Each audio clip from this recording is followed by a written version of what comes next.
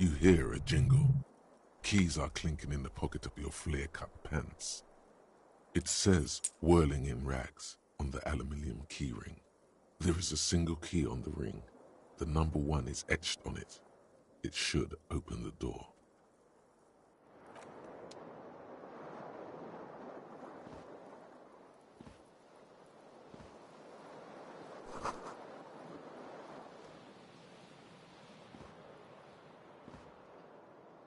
A mirror hangs above a bent and broken sink.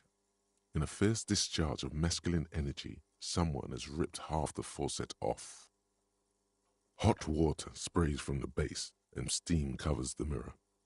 You cannot see yourself, just the outline of a man. Suddenly, you realize you have no memory of the face that awaits you there, underneath the soft vapor. Really, all recollection of the person you are, the people in your life, and even the world you're in has drowned in a sea of blood alcohol. This was no mere night of drinking. It was a deluge of world-ending proportions. As you slowly reach your hand towards the surface of the mirror. Abort.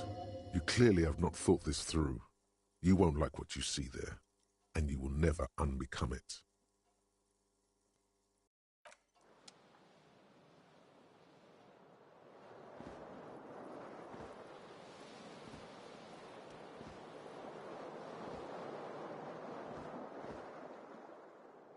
This fan has 2 chain pull switches. One ends in a tiny fan, the other in a light bulb. A truly horrific necktie has somehow attached itself to one of the blades. Or has it been consigned there as punishment? You feel as though this creature is your friend and wants to reattach itself to your neck so that you may continue your adventures together in this strange world.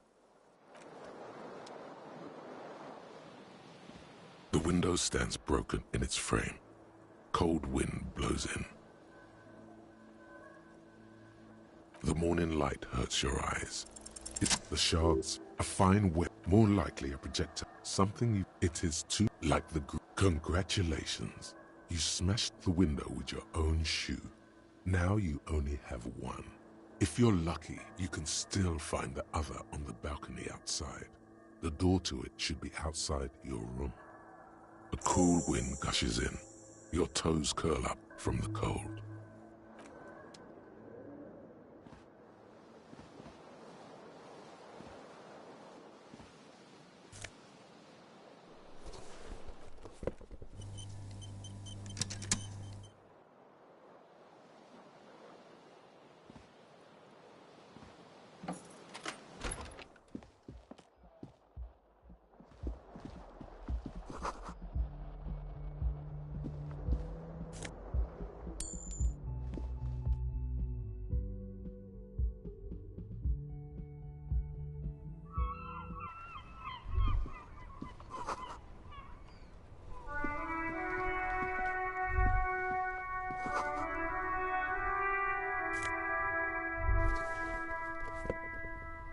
There they both are. Good, they're balanced, comfy.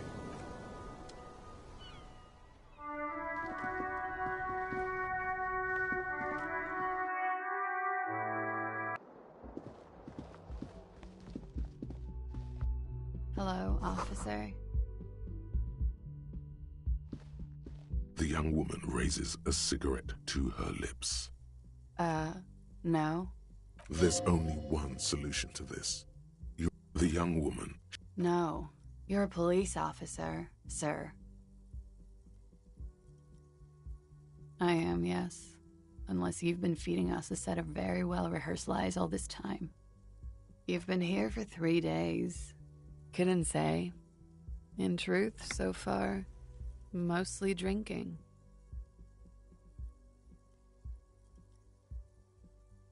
Don't be so harsh on yourself. They let almost anyone be a police officer. A glib remark. Don't let it stand. Assert yourself. A fondness for contradictory statements. Extraordinary. Could it be because of the drinking?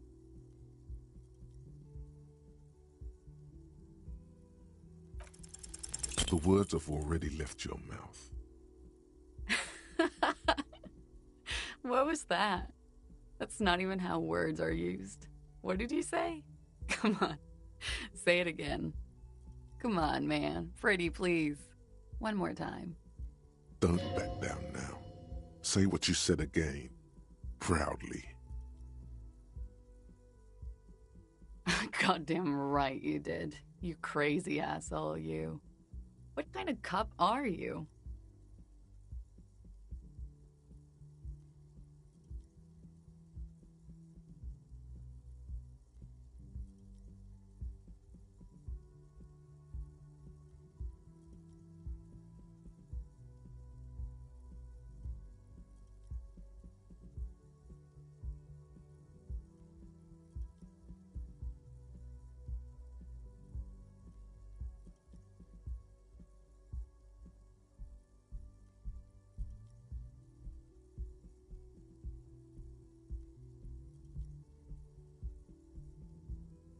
Okay, sir.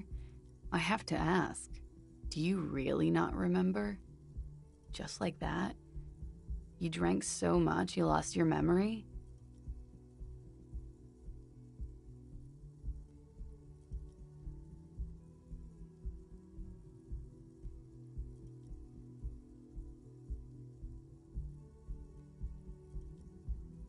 In that case, I think I might have a premonition for you. It's gonna suck for you later when you have to interrogate me.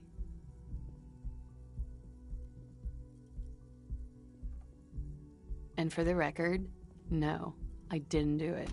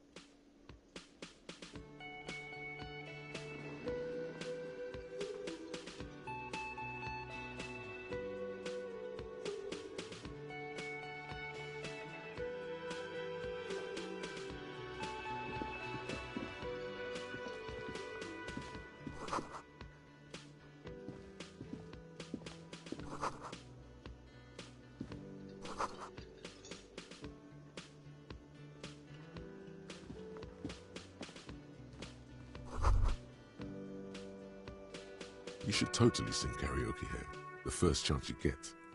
Your emotions need to be expressed. People need to know your vast, oceanic soul. Utterly. And it needs to be heard. Through a PA system. By other people. Whether they like it or not. Ram it up their ears, says your adrenaline gland. Violently express yourself. You have not yet stumbled on the right lamentation, but it's out there. It'll come to you. You will wreak havoc with it. Don't worry. Serves them right. Wipe that smirk off their face with your sad, tragic song. Who's laughing now? No one. You have to find something tragic to sing first, though.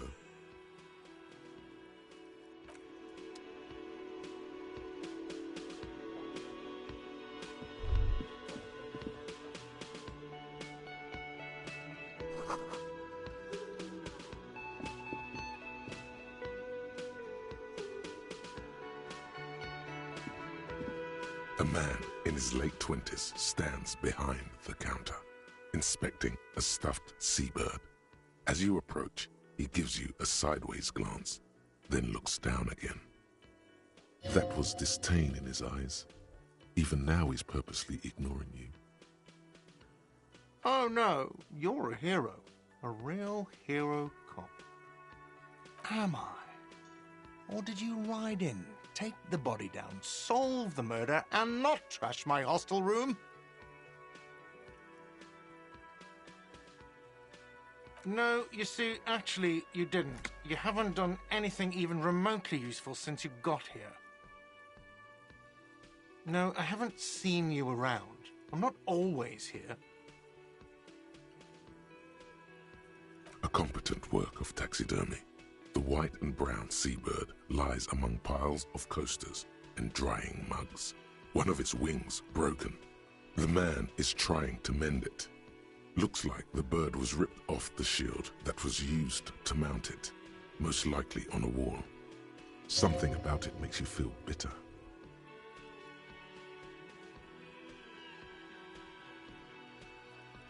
Look, your buddy is over there. Why don't you go and talk to him, okay? He pretends not to hear you, concentrating on the bird instead.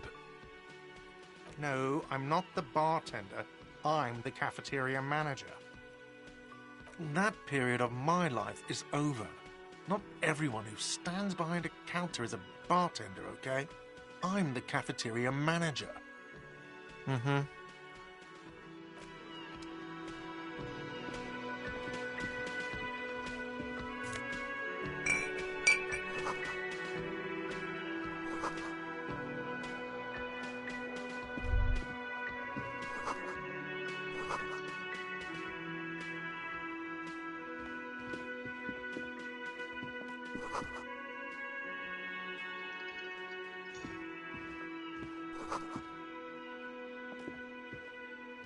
Hello, sweetie.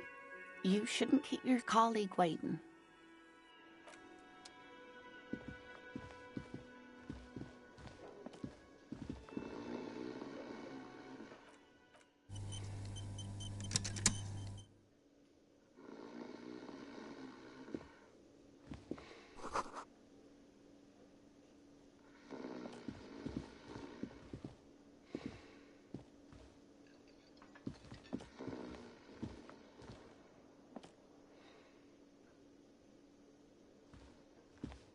As you approach the door leading out of the hostel, the bespectacled man in an orange bomber jacket turns to you. Excuse me. I think you may be the person I've been waiting for. If an assault were launched on this building right now, if the windows came crashing, he is your half-brother. Hello. I'm Kim Kitsuragi. You realize he's waiting for your name. This is your chance to come up with a really good name for yourself. Get creative. Conceptualize. Raphael Ambrosius Cousteau. Yes, it is.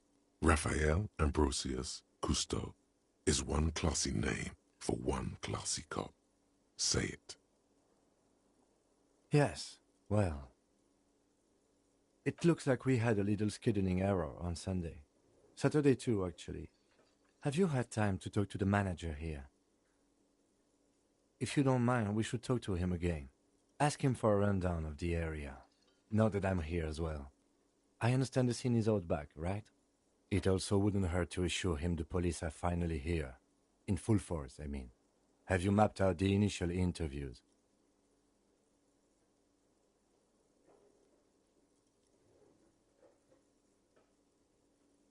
At the 57th, we like to prepare an initial list of good. But even if you haven't, we'll have time for that. Have you removed the dead body from the tree?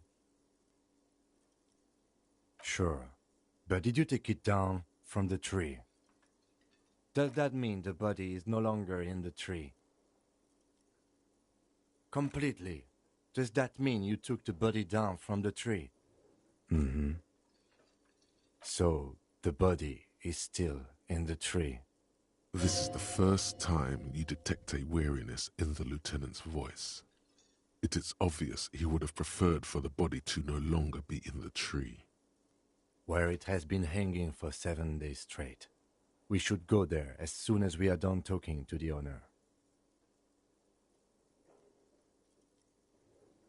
I was to meet a detective from Precinct 41 at the Whirling in Rags, who arrived here 3 days ago. I am told that that is how long you have been here. Besides, you match his description. Precinct 41 said they were sending the most seasoned detective. And you certainly look seasoned.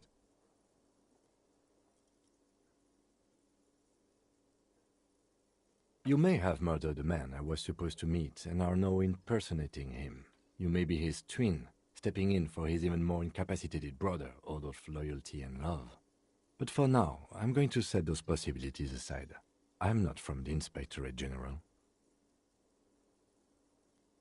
Internal Affairs, and I'm not them. I'm from Criminal Investigation. Regardless, I would also suggest that you locate your blazer with your official insignia. They're not just white rectangles. They bear a halogen watermark with the letters RCM and a pattern resembling the street grid of Revachol West. I could step into the headlights of my kinema. You mean you don't have a badge? Oh, if you didn't have your badge, then that would be very bad. You would need to report it on my shortwave. But since you do have it, we can go straight to the task at hand.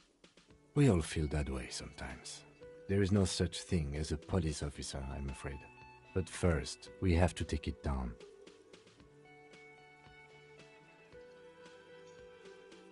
After you, officer. Lieutenant Kitsu.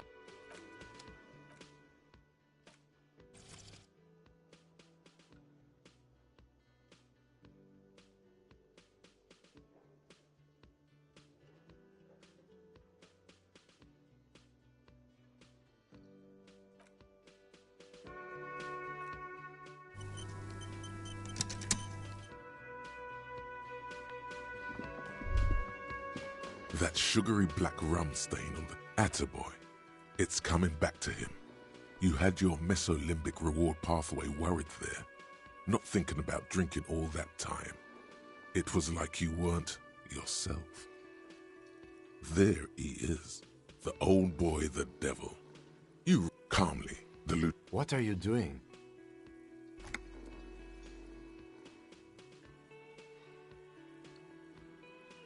We should move. You could definitely go for some more.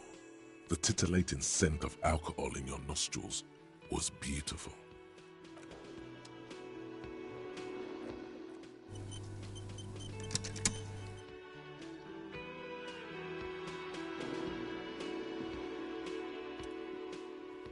On the counter, rolled out of his open hand, you see a blister pack of headache medicine.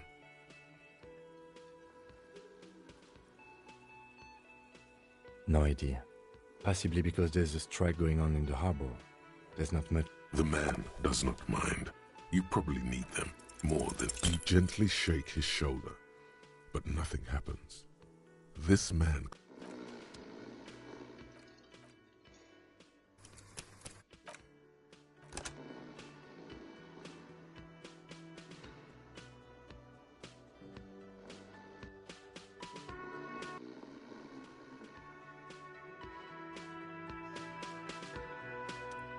on the counter, rolled out of his oak. The man does not mind. You probably need. There is only one way to wake this bone idol from his slumber. Roar like a hurricane. Rip the buildings from the earth. Why the yelling, man? Congratulations. Officer, even after a rude awakening, this dock worker respects the police more than they usually do, at least. Thank God, no.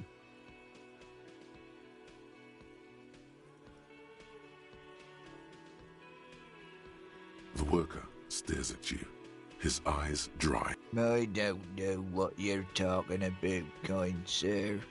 But when I'm out, then I'm really out. No X anything. Just quality time. A little me time in the abyssal pelagic zone. You can never return to it now. Only detective work remains. Wakefulness and detection. Indeed. Help yourself to some. Wait. No. Oh, it's empty. Sorry about that, pal. Knocks you right out when you drown a bottle or two. That's the name of my employer. I work in logistics. He doesn't sound too enthusiastic about this. How's it going? Haven't you noticed what's going on outside? Good. Then you understand the gist of it. We would all be better off without the employers and their employment. For one, I could get some goddamn shut-eye. Right to sleep, I say. Yeah, what about it?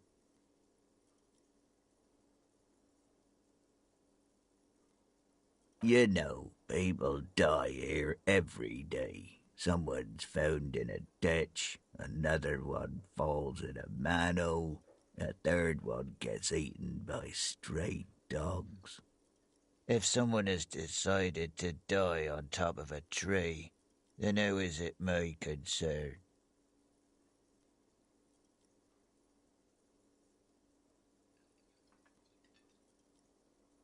I can tell you this. Trouble's ahead. You have a pretty solid feeling that the man's not just mouthing off. He's strong, but even he has reasons to be cautious here.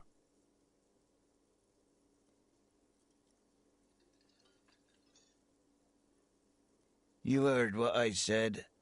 Draw your own conclusions. That's all I know, and I prefer to keep it this way. The lieutenant gives you a little nod, then makes a note in his blue notebook. So Union people think he was a killer, he thinks. Even sleepy hair. This doesn't help a lot, but it's something. Good work, detective. The dock worker doesn't answer. His head is already back down on the table, in sweet sleep.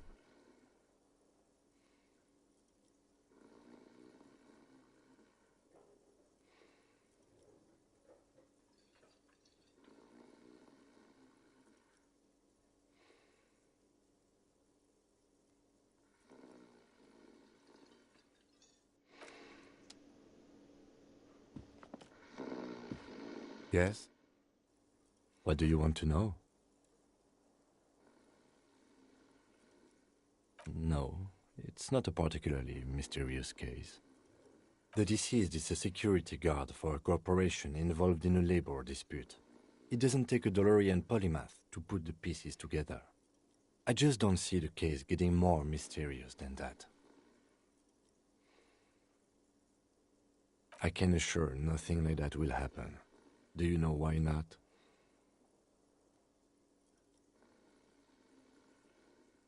No, something isn't happening, because it's not part of reality. There's something the lieutenant isn't seeing. The universe is too irrational, too morally complex. You should convince him.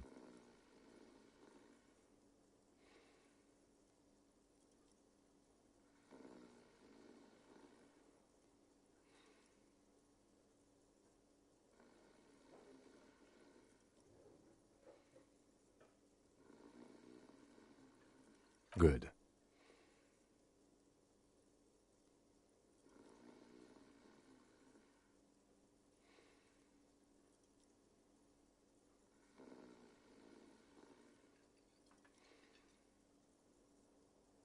Me?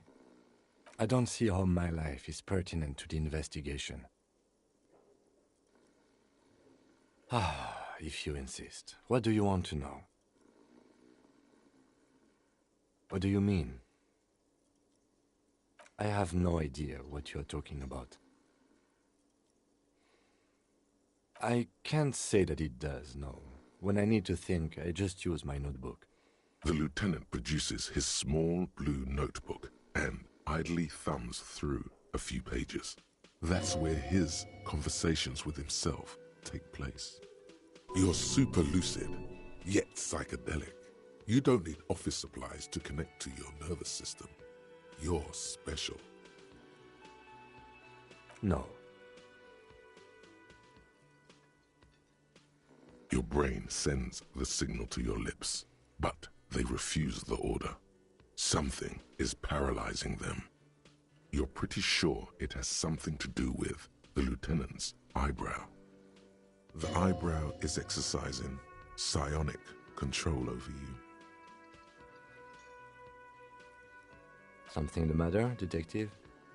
This guy's got authority off the charts. With just the flick of his eyebrow, he's able to make you his thrall. Nothing.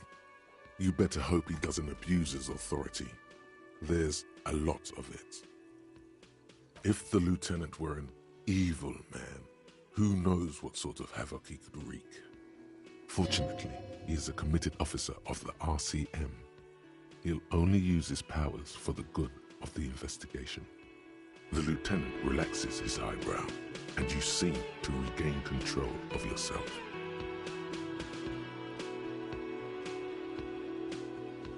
Good. Let's change the subject.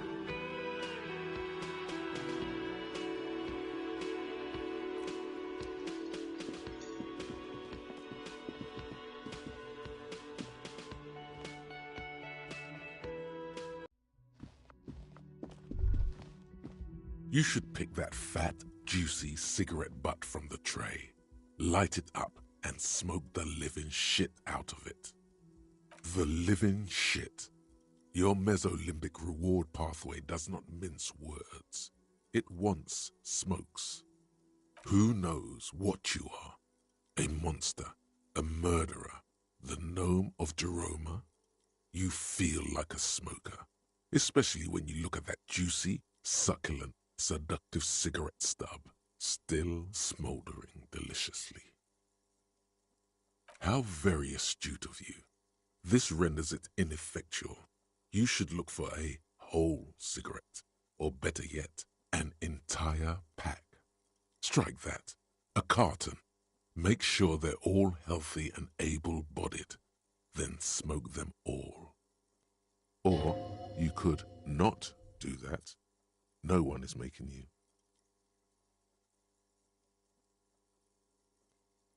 Good. They'll make you stronger and better. You're too old to be cool now. But find cigarettes, smoke them, blam. Instantly a cool renegade man. A mystical red dragon with smoke rising from his nostrils. Plus, smoking them gives massive bonuses.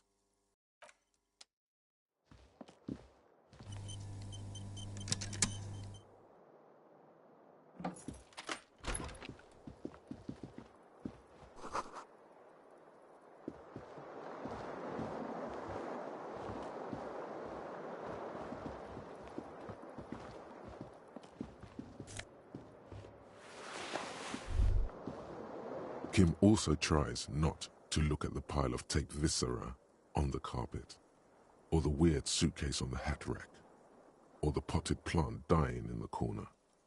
But it's all just too morbid to ignore. And by that you mean crimes against humanity?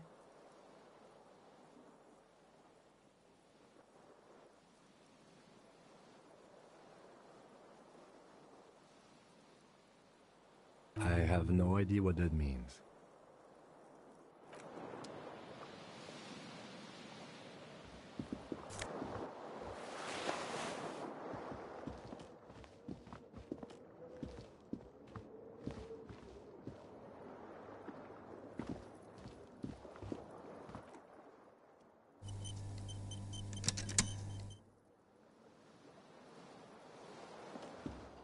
A mirror hangs on the wall, covered in steam. You cannot see yourself, just the outline.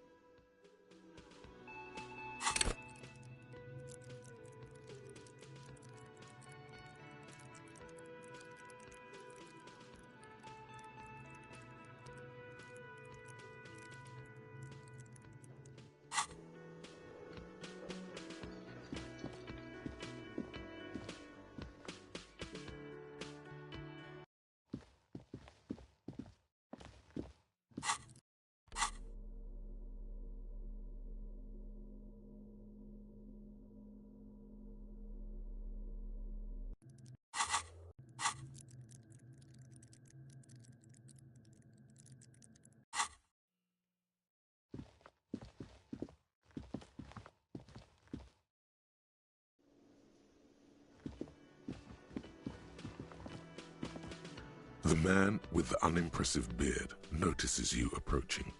He drops the ledger he was holding and turns to the lieutenant. Mr. Gart, right? You run this place. Yes. I am Kim Kitsuragi from Precinct 57. This is an inter-district investigation, so joining me from Precinct 41? Right. Now, I know it took us a while to arrive at the scene. It also took you a while to call us and report the dead body. It was you who placed the call, yes? No, I only just got here. It was probably Sylvie who called you. She usually works the bar here. I'm only temporarily taking over her duties. Do you have her number? As a matter of fact, I do. You said you just got here. From where? Are you a local? What, of Martinez? No, I live in Jamrock. I only sometimes come here to keep an eye on the place. This is just one of the many, many cafeterias I manage. But you still know your way around, yes? In case we need directions. Yes, I know where some things are, but as I said, I don't live here. I just used to work here. And I'm not going to start working here again, if that's what you think. I didn't imply that. Detective. Yes, Detective Cousteau. I have everything. You? Yes, he means, do you have questions for me, like a police officer would?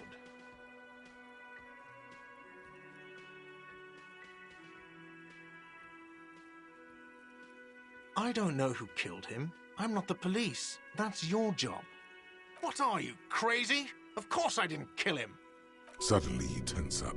Blood is being pushed to your muscles. You should hound him on this. Hound him hard, the prey drive says. No, I didn't. I didn't. I don't appreciate this. What is this? Do I have to answer him? Is this mandatory? The lieutenant stands motionless, his expression unreadable.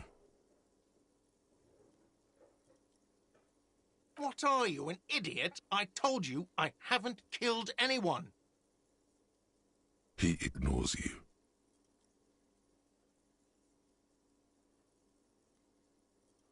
She went away because none of your business. Extra fine.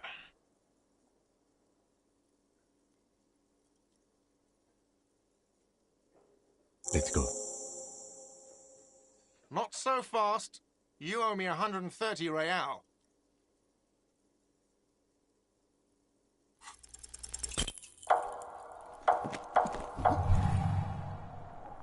One moment you're running like the wind. Then you've suddenly turned around and are giving him the finger, furiously, with both hands.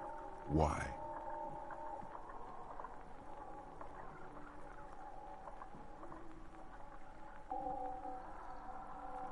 That's true, yes, and it's worrying. But let's not fixate on it. Look at that stupid bartender instead. He has no idea what's going on. You and your fuck you fingers floating in the air.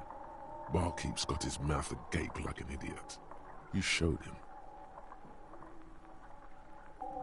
Watch out!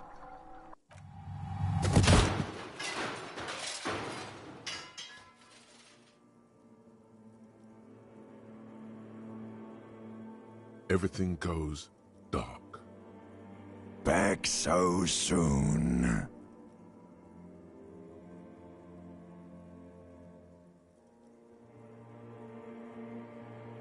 It was no accident. Those were disco moves from your spinal cord. The spinal cord has yet to reveal itself to you. Its mysteries are unholy mysteries.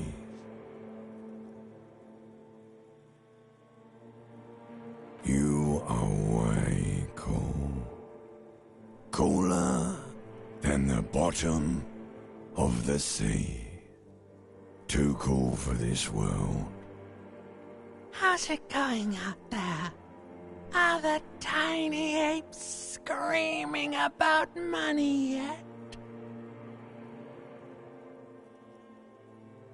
Did one of these tiny apes have a pale green face?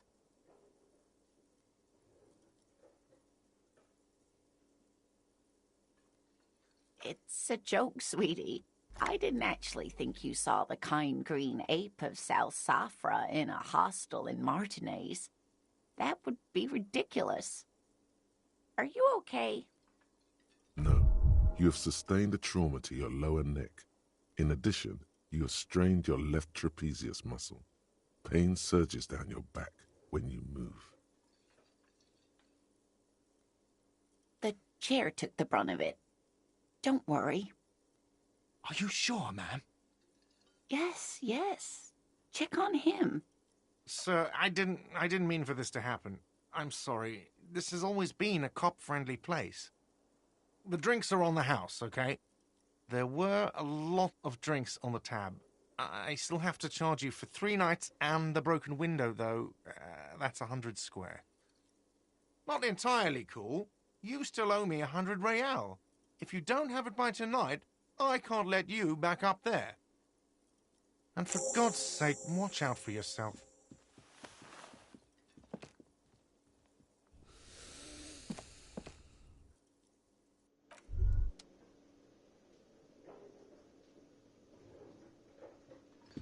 By the way, where is home? The address is coming up blank, and this place sure isn't it. But you've been at this hostel cafeteria for only 3 nights. Where were you before? You had to be somewhere. Why did you say that?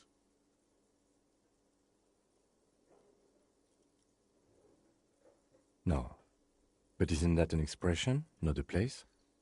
A saying, up on Marvel Hill, a great high place, one that is impossible to climb back to. That doesn't sound like somewhere you can stay if you run out of money.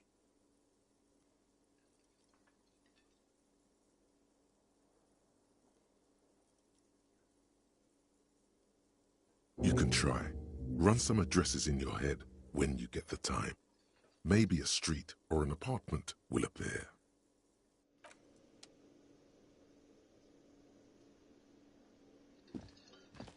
Hello, sweetie. Wait, who's Sweetie? You're a handsome man, officer, with your mustache and your chiseled jaw and that silly dimple on your chin. But dear, you're not for me. I'm too old and too married besides. In another time and place, she might have flirted back, but that ship sailed long ago. You must forgive me. I'm getting so scatterbrained. I completely forgot to introduce myself. I'm Lena. My husband Morel and I are staying with our friend Gary just down the street, but I come here for tea when they're away. This Lena is wacky enough for the motley crew. Hire her on the spot.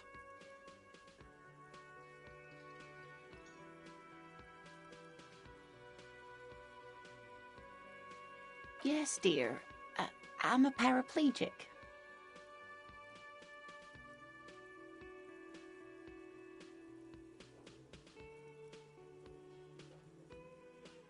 No problem.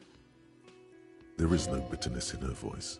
She accepted the curiosity her condition inspires a long time ago. Whatever do you mean?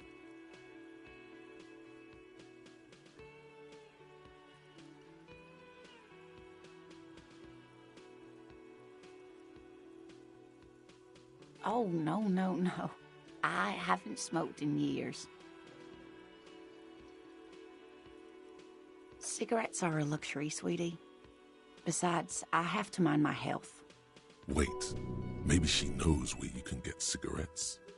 Delicious, toasty cigarettes stuffed to the tip with love. You should find out. You would do well to follow her example.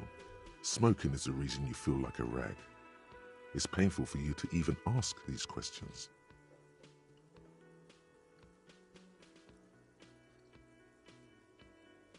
You should really ask someone younger and more mobile, sweetie. I'm glad you think so, but I still don't know where you can get cigarettes.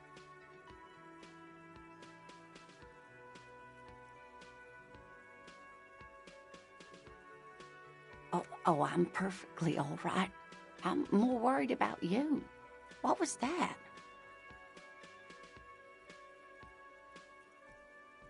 From where I was standing, it looked like you were about to pull out 2 guns, but drew out 2, birdies instead. Well, I'm glad you weren't injured.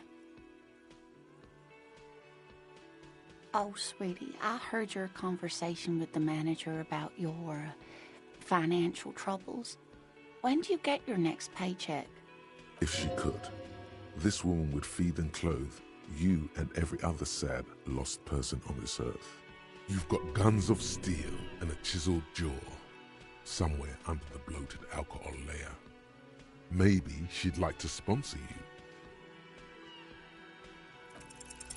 Your deportment remains dignified as you shed a single manly tear. Sweetie, I only have a few cents on me, but I could give you this to pawn. Just to tide you over. Wonderful. He has a pin. The pin is round and slightly tarnished. 3 sailboats in bas-relief with the sun hovering over the water behind them. A chipped green banner at the bottom reads, San Baptiste, Summer 31, Dinghy Races. Cross the plaza and follow the road along the coast. Down by the water, there'll be a shack nestled against an old stone facade. That's the pawn shop. An old friend of my husband's goes there often. He says the owner is quite helpful.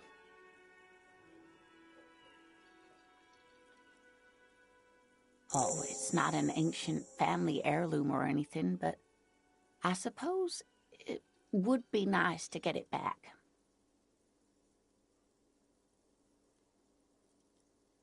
Of course, dear. Good luck with your case.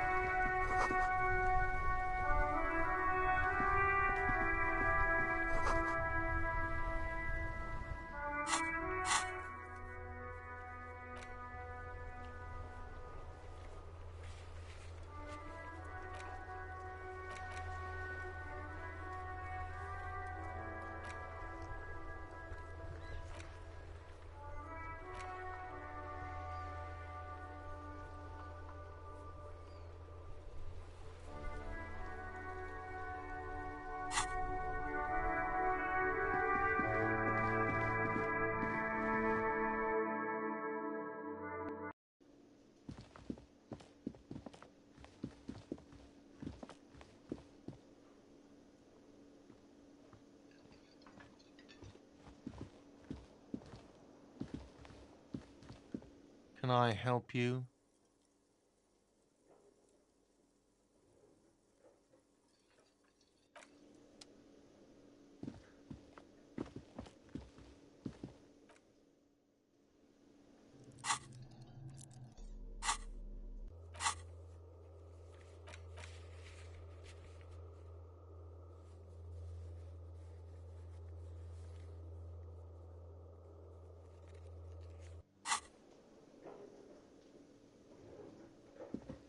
Can I help you?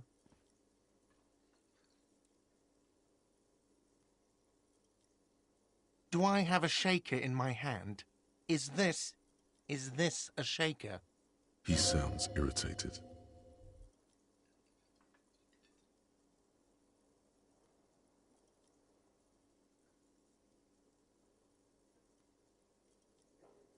Am I wearing a little bow tie? Am I wearing a bow tie and doing this? Am I smiling? Do you see me smiling and shaking my little shaker? No. Do you know why? That's right, I'm the cafeteria manager. I'm glad we cleared that. Was there anything else? Even more reason for me not to serve you, sir. Was there anything else you needed, other than alcohol? What thing? Yes, not the whole damn union, thank God. They come here in the evenings. He hates the union, but grudgingly recognizes its power over him. So he's directing his frustration at you instead.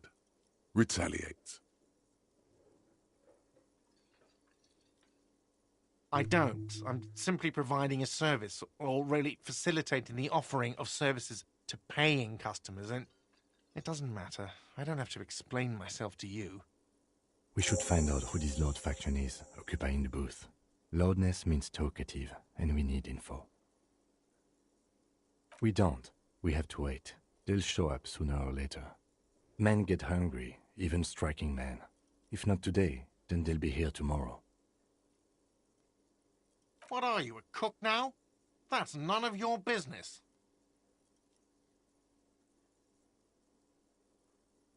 You're not. You're a menace. Fine, okay. The kitchen is closed until 1 p.m. because the real cook is working. You can snoop around after that, if you must. What? By the way, you should come back to this thing-based questionnaire if you see anything interesting in the whirling later. Absolutely out of the question. You wait and see, cafeteria manager. Absolutely in the question. First we find a sad banger, then we sing this place to shit.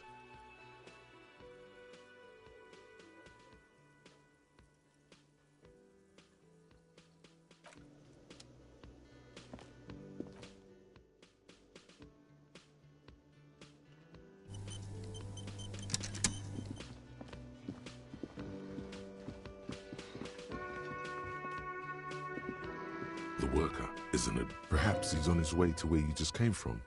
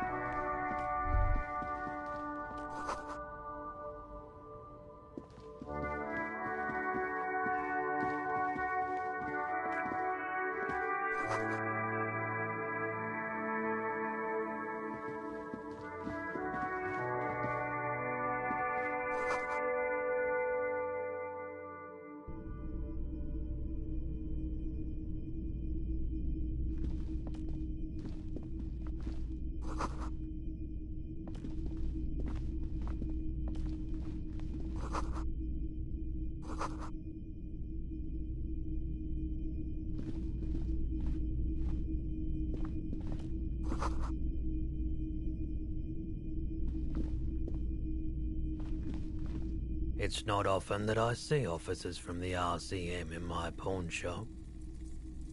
What can I do for you? His courtesy is not insincere, but he prefers being alone with his projector, just watching the movement of light across the walls of the shop.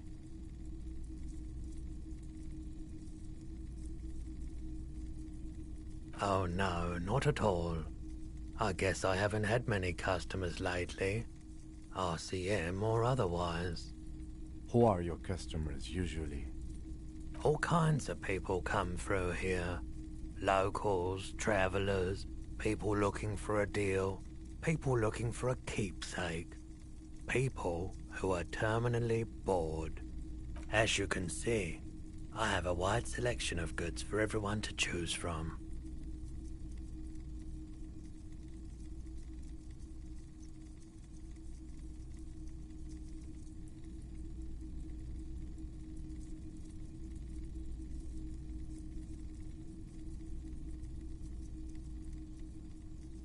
It keeps me entertained. Entertained? He might be high.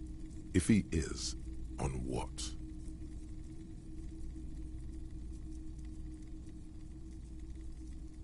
Let me have a look. I'm not purchasing any more clothing at the moment. Jean-Baptiste's summer dinghy rates is 31. What a pleasant time that was. So, what do you want to know? Price? I can give you $3.20 for it.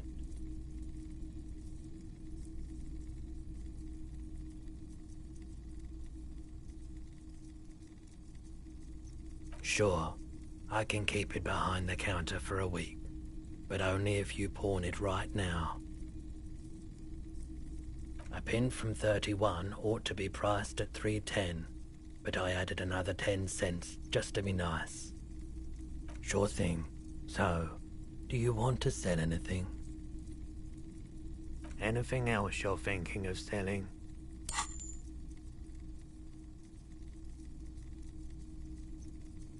Another time, perhaps.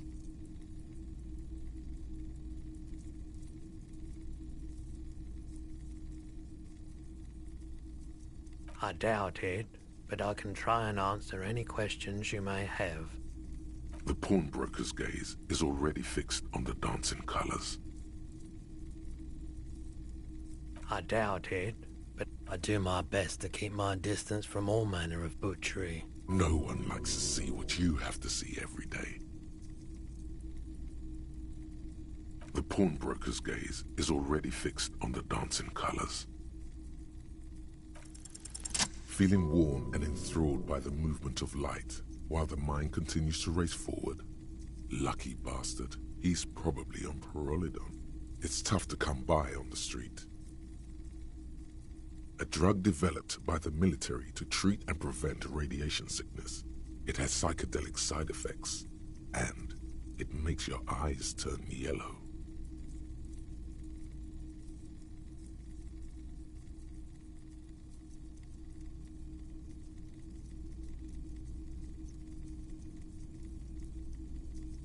Why on earth? These are prescription. I can't really see without them. There's a note of indignation in his voice. Interesting. Those triangle patches on his vest, you have a feeling they mean something, like they're similar to the halogen rectangle on your jacket.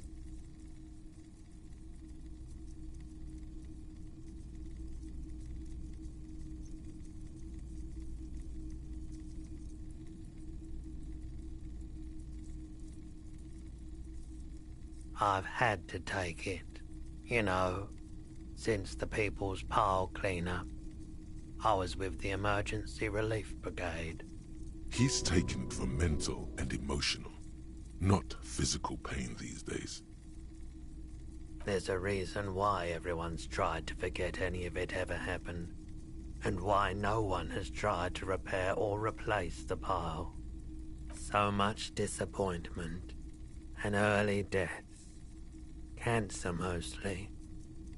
And we knew all that was coming even as we were cleaning up as best we could. No one's. Everyone's. So much bitterness. A bunch of poor people built themselves a primitive nuclear reactor, hoping for the best. What do you think is going to happen? The cleanup happened 15, so I came to Martinez. People told me don't go. I like the theory more than the story. Outward movement, not vortices. Yeah, you gotta get in on those vortices, my man. You said you'd done it before, yeah? It's almost like he's worried for you. The lieutenant steps away, pretending to admire some of the knickknacks on display. Looks like he doesn't want to get involved. Go ahead then, he thinks. As long as you can walk straight, I don't care.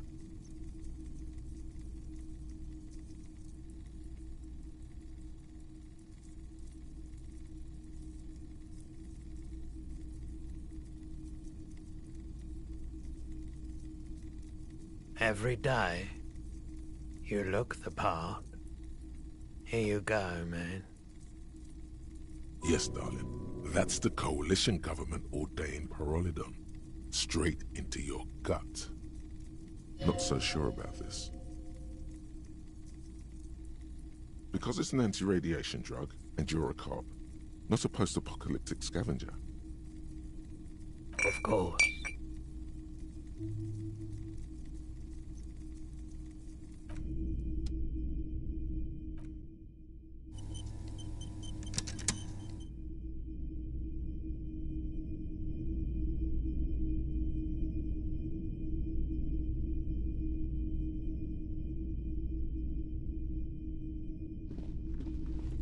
You see rows of toy soldiers guarding the rest. Try to find something pretty and cool here. Then use it to win her back. Yes. Buy something nice. A figurine. This sounds off. You shouldn't trust this guy.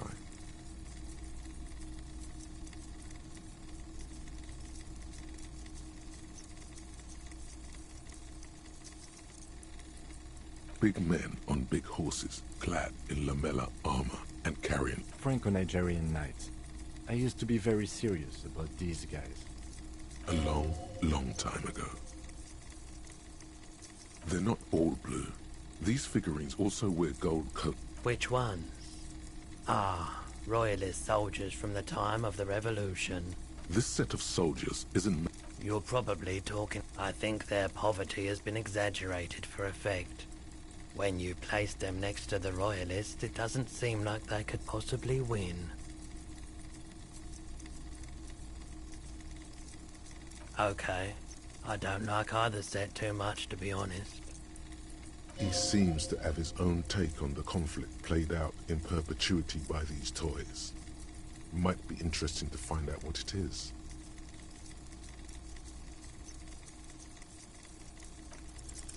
Everything you pick out seems faded, chipped, and sad somehow.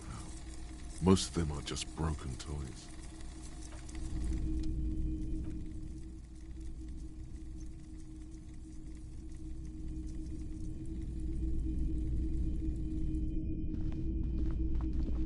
Hello, hello. Let me know if I can help you with anything. I doubt it. The pawnbroker's gaze is...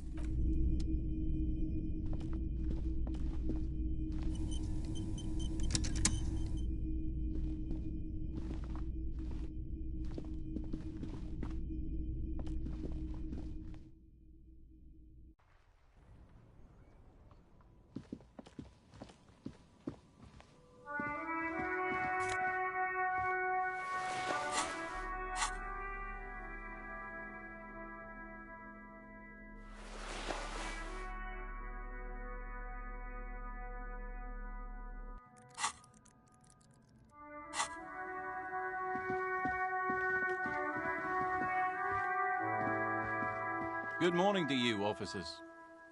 A burly man hangs out by the waterlock, carving up a generous serving of salami with an old hunter's knife. His eyes are fixed on a man stranded on the other side of the waterlock and on an enormous billboard that has fallen down into the canal between them. His posture is relaxed.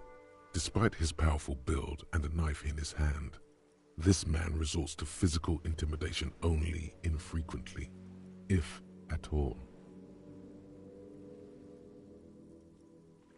My friend Barry the Butcher is stuck on the other side of the waterlock. I'm keeping him company, and eating his salami. From the corner of your eye, you see a man. Very good stuff. Anything I can do for you, officer? I wasn't here to witness it, but those look like tire tracks on that sign. Weird, huh? Then again, plenty of daredevil drivers in Revachol. The words daredevil driver sound ominous to you. Too bad it also takes a year and a day to repair anything around here. Especially a waterlock. The rest of the coast is closed off till then. Sure thing. Want some too, officer? Why not?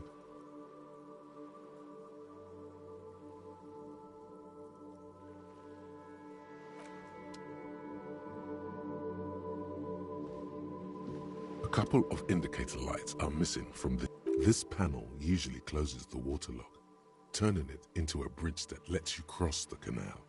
You pull the lever, nothing happens. Nothing happens. A cold gust of wind blowing in from the sea interrupts the silence of the situation.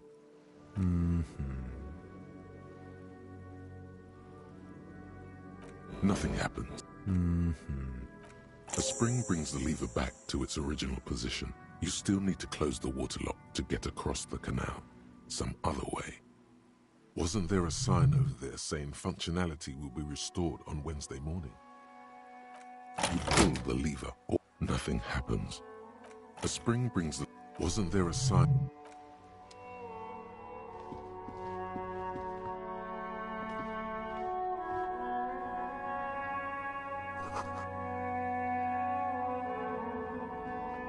A crumpled billboard reading, Samaran butter soaks in the canal. Two ugly lines mar the bright countenance of the blonde boy depicted. Whatever it is, the boy on the billboard seems very happy about it. Just some tasteless advertising at the bottom of a canal. No use rubbernecking now.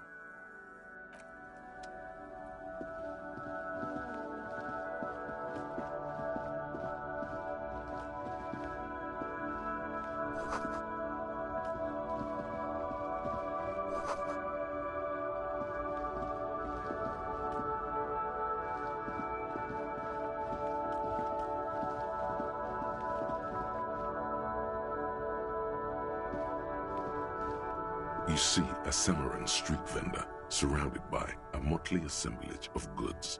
When he realizes you're looking at him, his face breaks into a wide, welcoming grin. The name Sileng is embroidered over his breast pocket. Happy shopping, officer! Everything's cool here.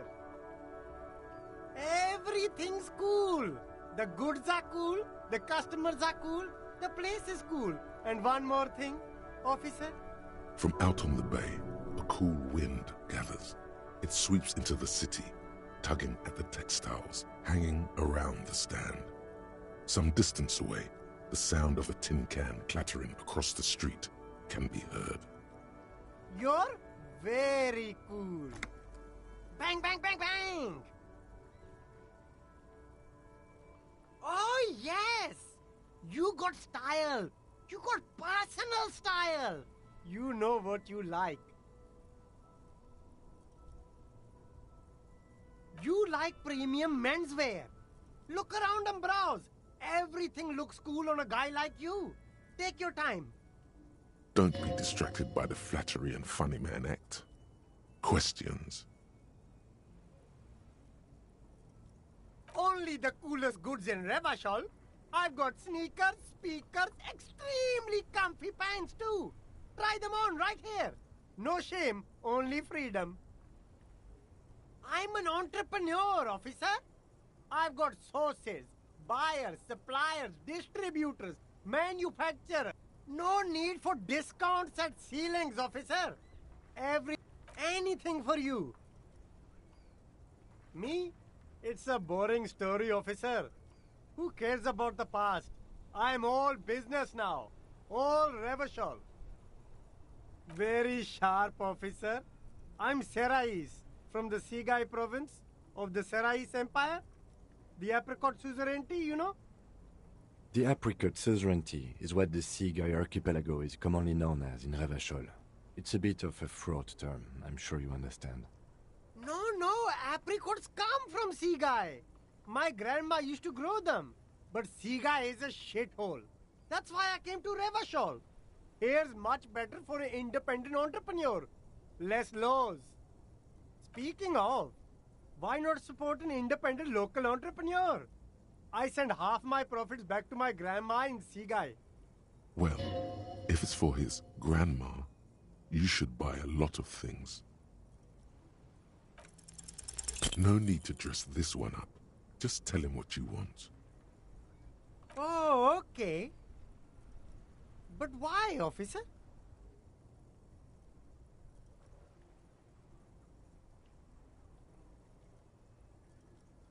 Ah, yes. Lots of cops are. Are you trying to ask for a bribe? If so, you're not doing a very good job. Sorry, detective.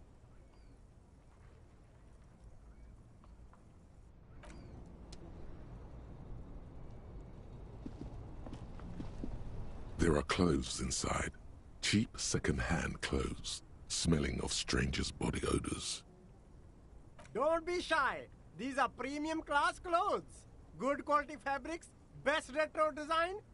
You find your hands deep. Economical, but also trendy. Look first-hand, buy second-hand. Keep the economy moving. Something cold grazes your hand. Synthetic, practical, and yet it may deaden your senses to the world around you. Possibly because of the awful typeface. Good choice, officer. Mega sporty. And it's only $4.50 for you, sir.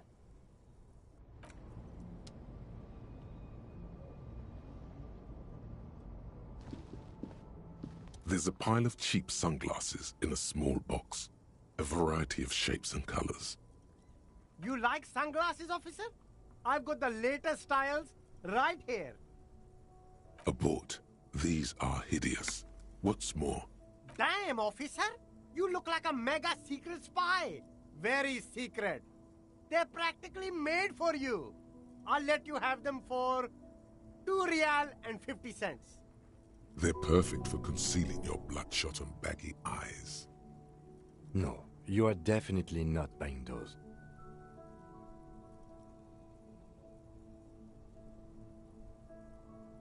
No, I can't. We can't walk around with you looking like this. Okay, fine. Go ahead. If you want to look like a walking midlife crisis, then who am I to interfere? The Lieutenant's reverse psychology for Betty doesn't work on you. If you want to look like a mega-secret midlife crisis, that's your choice. These are all boring. Boring third-rate ho-hum sunglasses made of cheap Syrahese. These are all first-rate sunglasses. Premium design, superb material, very cool. UV resistant. These will definitely keep your eyes safe and cool while doing your dangerous police work. No luck. All you find is this lime-colored cellophane visor, produced by a bargain sportswear brand called Amphibian, apparently. There's a malformed green frog on its bent cap. Oh, that visor is perfect for you, officer. It'll definitely keep the sun out of your eyes while you're shooting criminals. Bang, bang! And all for a... I hope not. You don't like it? Sure, Square Joe. No problem. Let's get you some real shades.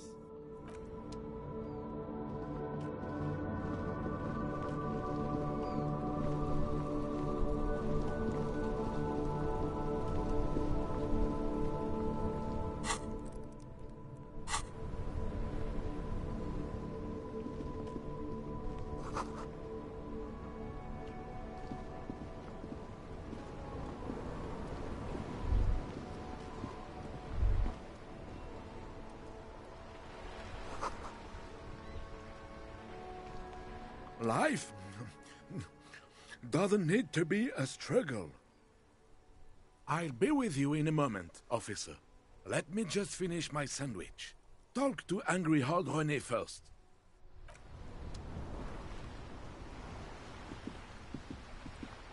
Have you no shame?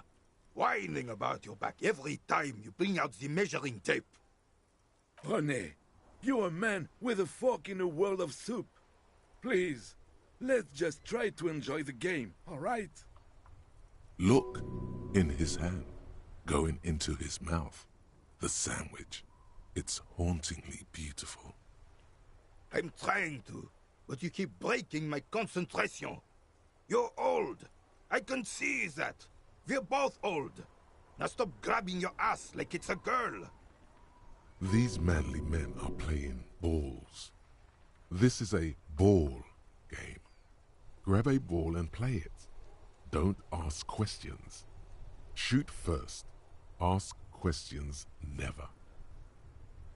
No, you got this. There's the ball. You're the game.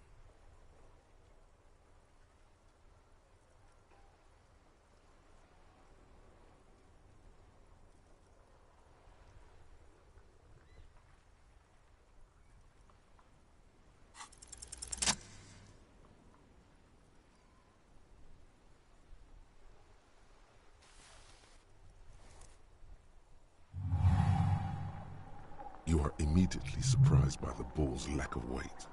No matter, you'll make it work. God, this is right. You feel the familiar tremble of excitement and adrenaline that precedes every victory. Time has frozen. The cold metal ball is surprisingly smooth against your neck. It has a pattern on it, probably a sponsored ball. Yours would only be covered with bumps of learning and scars of victory. Already your muscles are adjusting to the weight, the nervous system calibrating, until you and the ball have merged into a single entity. The man ball is ready. A chilly breeze ruffles your hair as you stand there, feet firmly planted. All sounds, smells, even the wind, everything fades until the only thing left is the union of man and ball. An embodiment of pure motion, a fine-tuned locomotor running at maximum efficiency. Behold the fear and confusion reflecting in the eyes of the two feeble geezers. They are in awe of your superiority. You are a god to them. Some would still say you're a cop, but I guess we're beyond that now.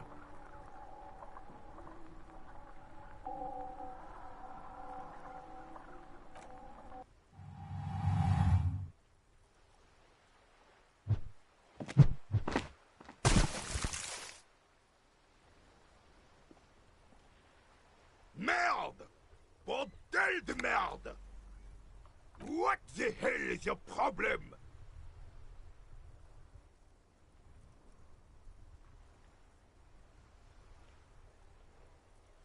I don't care if you are a cop. You do not just ruin someone's game. It's so goddamn disrespectful. A man his age getting worked up like that? Better watch that blood pressure.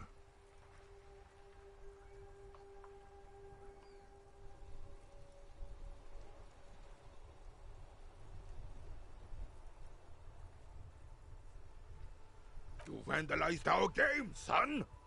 We can't play pétanque with 5 bull!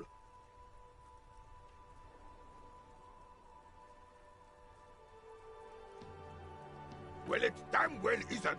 It's pétanque. You ruined a pétanque game. We want our bull back. Take it easy, René. This is just a misunderstanding, isn't it, officer? No harm done. Of course there's harm done, you orange slug. You owe us a goddamn bull. Good. Mistakes are forgiven, when men at least try to right their wrongs. I believe you will try. Now why did you approach us? Just talk. It'll smooth things over. Old people like attention. Yes. The terrain here provides an interesting variety to a familiar game. I do. Fire from heavy artillery. Why what? Because that's what happens when communards hijack your country, execute your supreme leadership, and turn your capital into a slaughterhouse. You use heavy ordnance to clean up your home. Sadly, no. It was the foreigners who brought them to their knees. We fought valiantly. Too valiantly. So valiantly we got licked.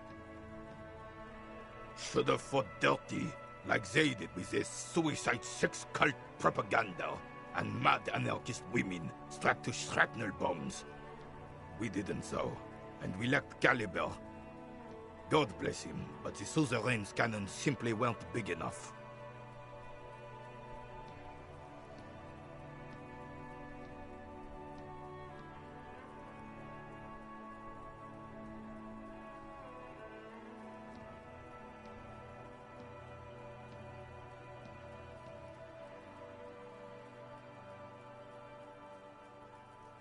Because this place is a damn beachhead. Had to soften the commies up first. Yes, the military coordinated amphibious landing to take back Revachol. He finds your lack of historic knowledge troubling, a sign of mental deterioration in the preceding generations. Martinez was used as one of the 3 footholds in Revachol during Operation Deathblow in 08. The other 2 are off in Stella Maris and the Delta.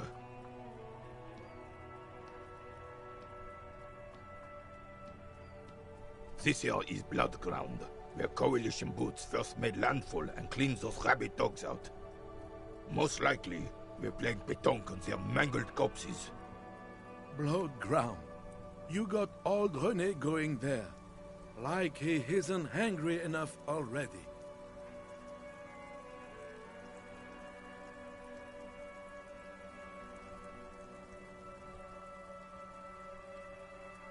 Damn right, son. They laid the fire of hell on the city before they stormed it. And it worked, too. He approves of this radical approach, knows it was necessary. The rest of the city got cleaned up, but Martinez they keep as a monument. And now the Union Socialists are practically running the place.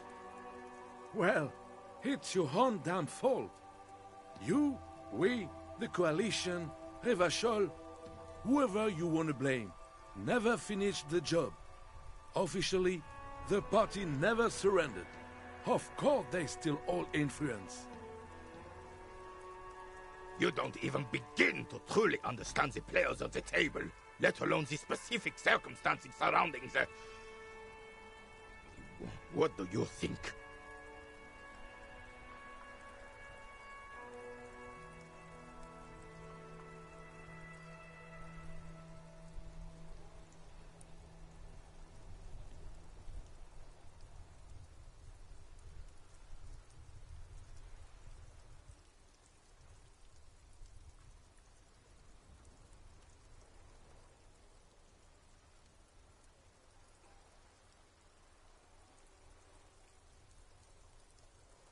I'm just so damn sorry it had to be the Coalition. After 8 years of fighting those hyenas, boiling cats for food and drinking piss in the mountains, I would have preferred if the Right Honorable King Guillaume returned through Revachol, or even if that damn clan Frissel had risen from the grave and led us. Sadly, that was not the case. This royal failure weighs heavily on him. Instead, all that is just, holy, and beautiful in the world was wiped away, and now it's neon signs with toothpaste ads everywhere. Foreign influence peddling garbage and stupid music on the radio. This is just what the commies wanted. This was their plan all along. This is what they wanted to replace the role of the suzerain with. A true king in both blood and mind led Revachol before Frissel.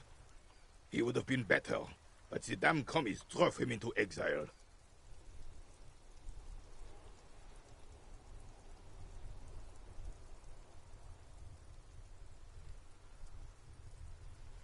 Damn Frissel. He was the king we couldn't protect.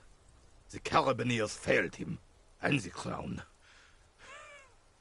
He died in the hands of the Hyperlay, in a very public execution. The suzerain is the king! Has everyone forgotten already? They've forgotten already. Soon, they will forget everything. Him too. Then, he chooses anger over melancholy. It's no use talking to you. You were still in Daddy's balls when it happened. When we took our last stand against the filth and rode the cavalry straight into gunfire.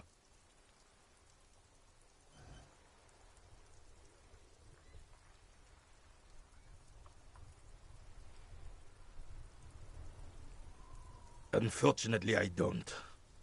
Unlike most of the locals, I have no qualms about assisting law enforcement. But this affair has passed me by completely. In Martinez, the union is the law. So can you really blame them? Cop is a pejorative term. I don't have a problem with policemen. On the contrary, I admire the effort to bring order to our streets. If I knew, I would not be afraid to tell you. I simply don't. I'm an old man, not a coward. The daily business of the riffraff no longer concerns me.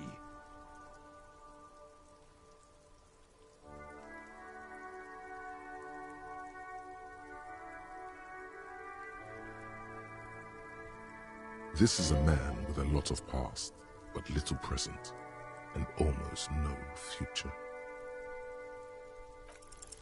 All you observe is a veteran refusing to let go of the past and his old uniform. This is not uncommon. This is the uniform of the Royal Carabineers in service of Frissel I, Guillaume le Lion, and the valiant King Philip V before him. Don't you mean Frissel the Fan? You do not speak his name, Craven, although he was a clown. But he was our clown. Ours to ridicule and to mourn. There's something you missed. You will get to it. Don't worry.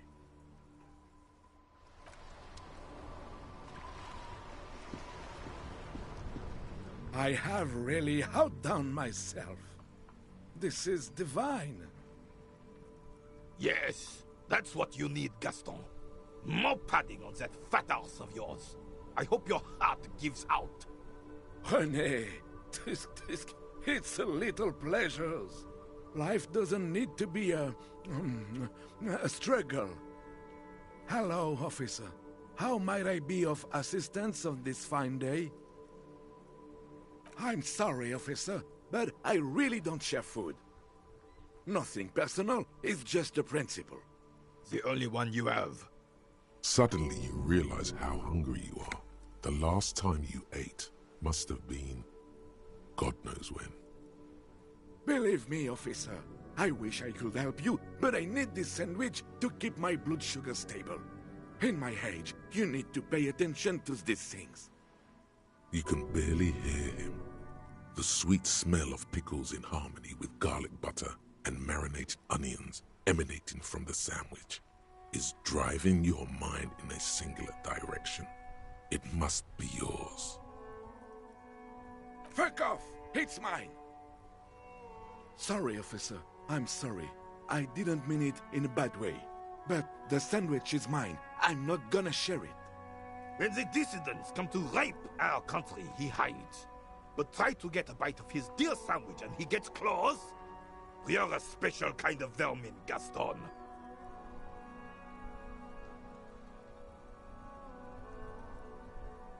Let me think. I heard someone was hanged and left on a tree for a week. But that's all I know, really.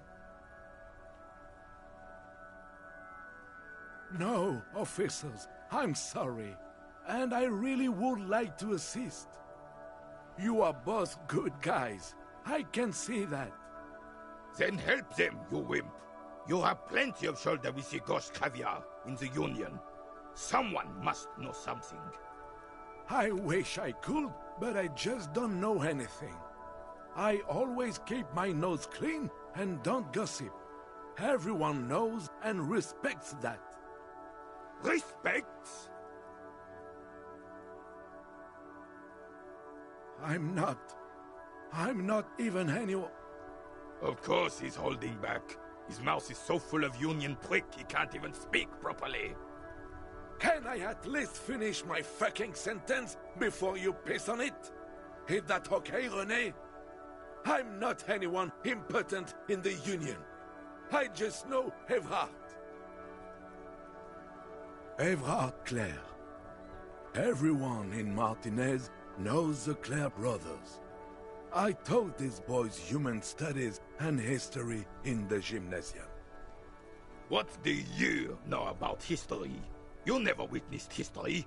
Only heard about it years later, when it had already moved on. You don't know history. The old soldier mumbles something under his breath and turns to face the sea. Let's try not to get caught in a crossfire. Lest we leave riddled with bullet holes, this animosity is ancient.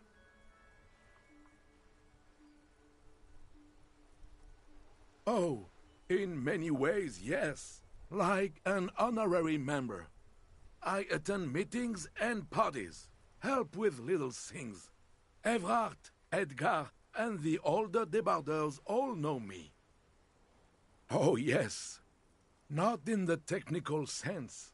I don't have a vote or a membership card, but Evrard keeps me on the payroll, just for the little things.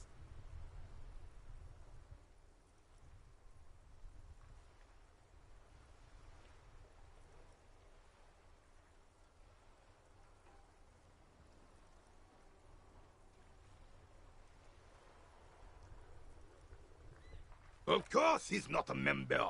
He's not a member of anything. I knew that. He's a Vezavane. Turns to where the wind blows and tries to look important. I hate this socialist rabble, but even siding with them is better than living your entire life on the fence.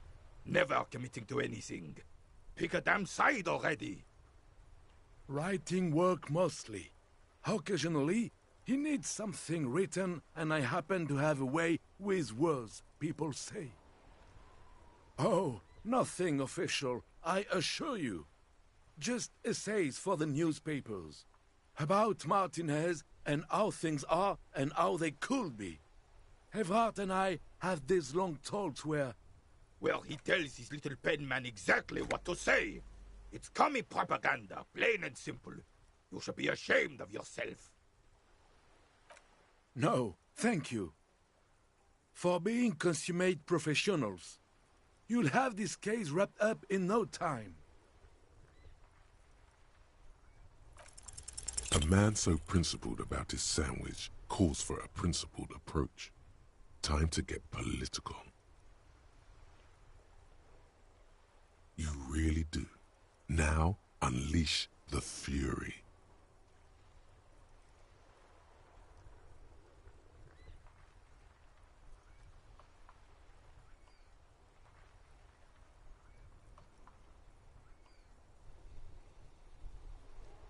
What the hell are you talking about? What foreign anarchist? No time to bring him in. Just keep your eyes on the prize and ignore him. I don't think that's gonna happen. Why would you even...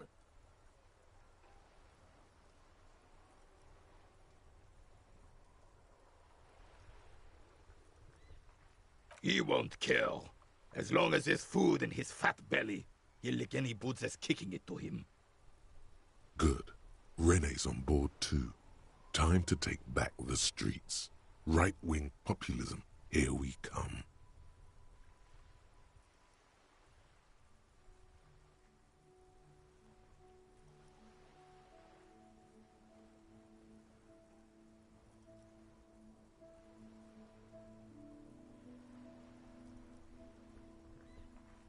Now you are talking sense, son. All four of us working as a group. We can make a difference. Whatever you're selling there, he's buying it. In bulk. I'm actually already a member in a group tasked to keep the streets safe. You are too. We call ourselves the police. Are you sure? 'Cause right now, it looks like you are organizing a vigilante group. What do you mean, officer? Ignore him. You are addressing the entire group now.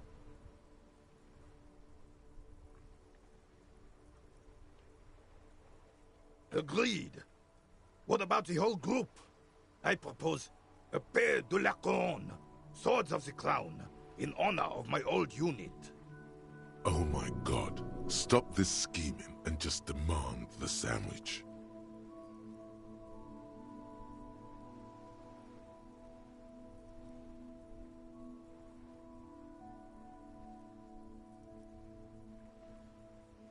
It's dignified. We need dignity. And you, get excited. His tone leaves no room for arguments. Giving orders is a second skin to the old carabiner. All right, all right. I have a bad feeling about this.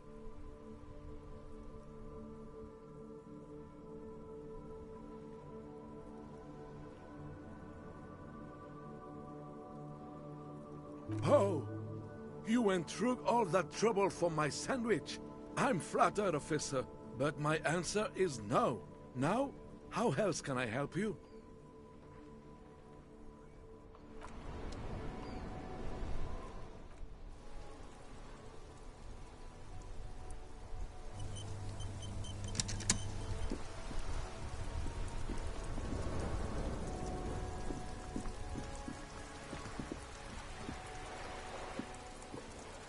Yes?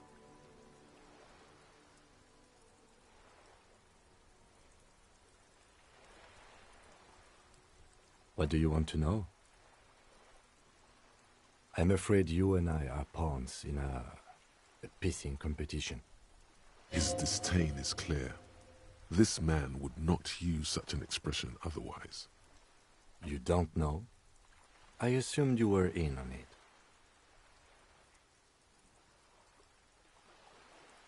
That's good.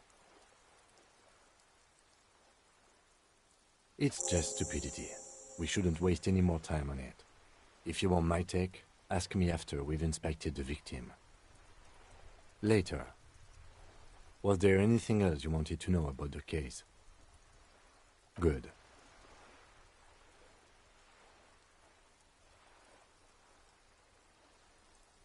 Excuse me? Detective, if I may be frank, you seem to be in a deranged state. You have trouble remembering things. I cannot let you act in the name of the RCM without supervision until you've regained control of your faculties. Oh, so you're an unaccountable wreck who has to be supervised?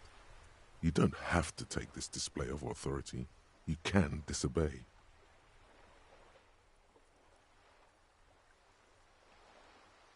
Except that I do, Detective.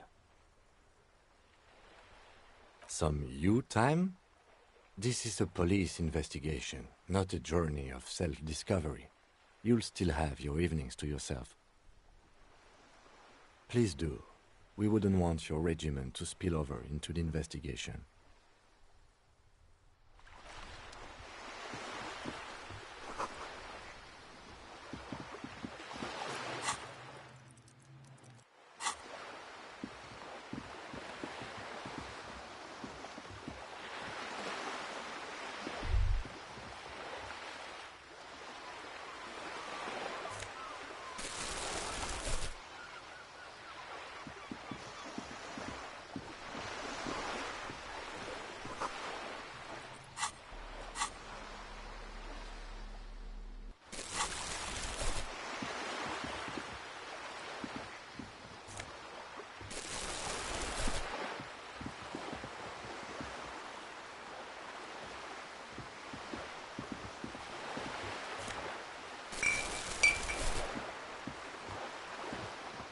This coin-operated viewer is facing southwest. Its coin slot is full of fossilized bubblegum, rendering the machine permanently inaccessible. Probably some kids. The metal feels cold and wet under your palm. It looks unhygienic. A thick layer of graffito covers the lenses. You spell out the word Onak written on the other side, with N and C scribbled backwards. Under the graffito, a sea of blues and greys appear. Behind the water lies a coast studded with concrete and reeds. On it, a church on stilts, lanky weather-worn wooden planks. an X-shaped cross topping its tower. The church looks old and weather-worn. There are no lights in the windows.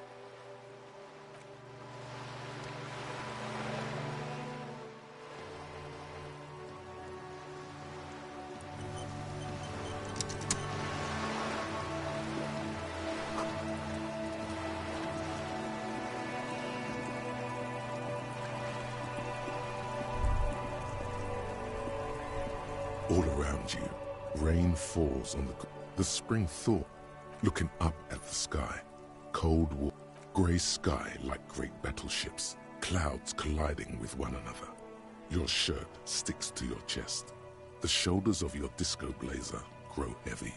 The cold finds its way in under your skin. You shiver, and the city shivers with you. You're not dressed for this weather. You should get an overcoat or a patrol cloak.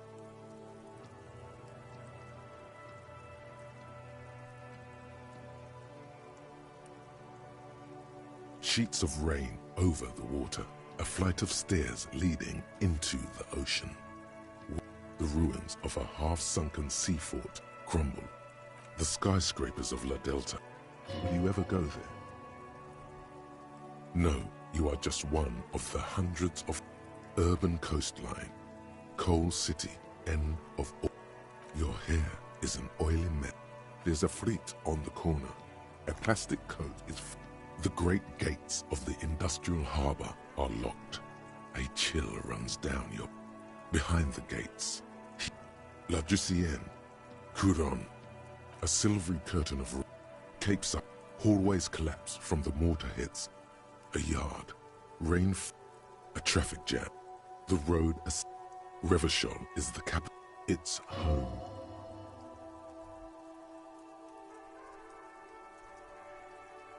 I have a brother in the cut. Where the wood at?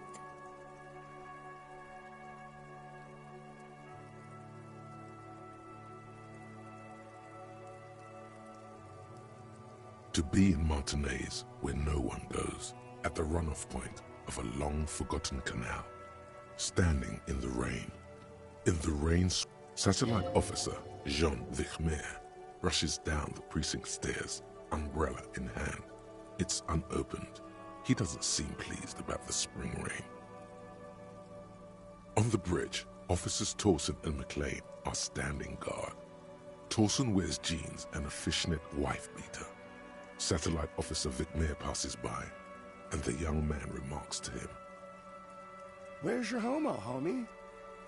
What? It's not like that. They're what is called heterosexual life partners. They have a battle-tested relationship. A brother bond, if you will. Huh? Yeah. Hetero-sexual life partners. Funny apery. Male-centric workplace humor. Have you seen him? Is there something wrong? No, nothing. It's just...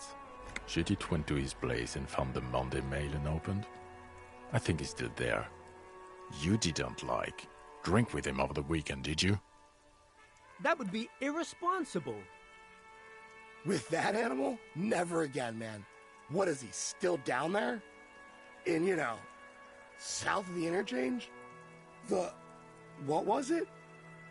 In Martinez. He's in Martinez. Your vision blurs. You wipe your face with your hand. The rain stings your eyes, making you look up and blink.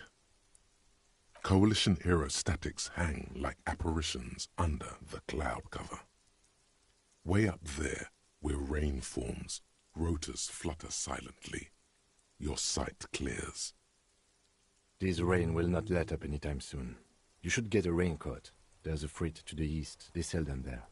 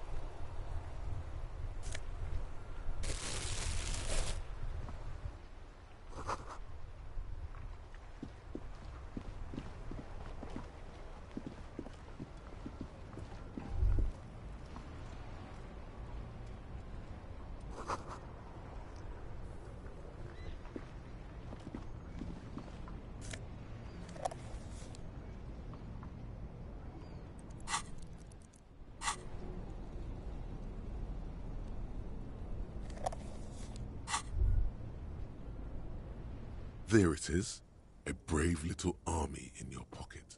The 1st Smokes Platoon. 20 brave souls standing in salute, ready to step into fire for you, sir. You picked the best one. This soldier is fat and succulent. What are you waiting for? Light up. Re-become yourself.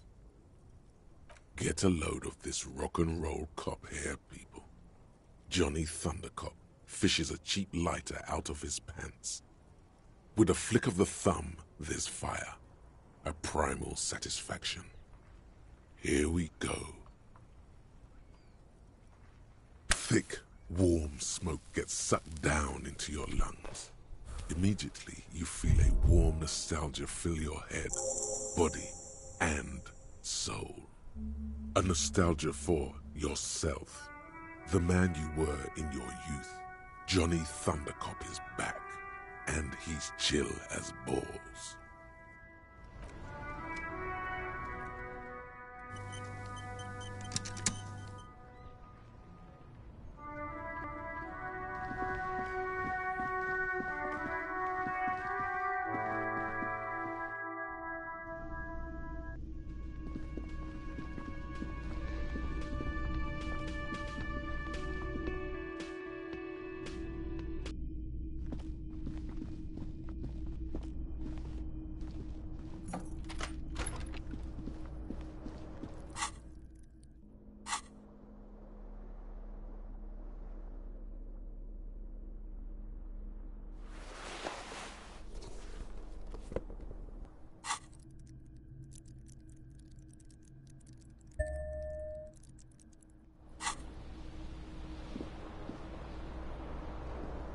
This fan has 2 chain pull switches.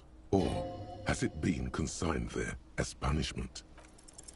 Oh no, it's happening again. You didn't catch it, and now there's a numbness in your left arm, plus half your chest. It's even worse this time. Maybe you should stop trying to catch the tie. Still happening. Definitely worse than the last time. Finally, the stabbing recedes. You could try doing it again to see how painful it gets, but you would probably die.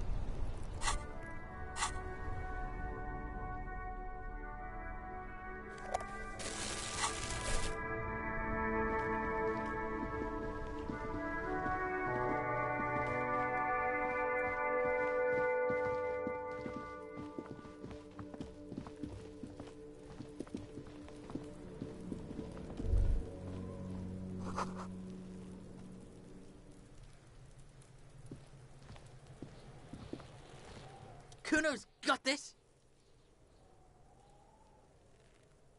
Oh yeah! Nappa Gumpy, Kuno!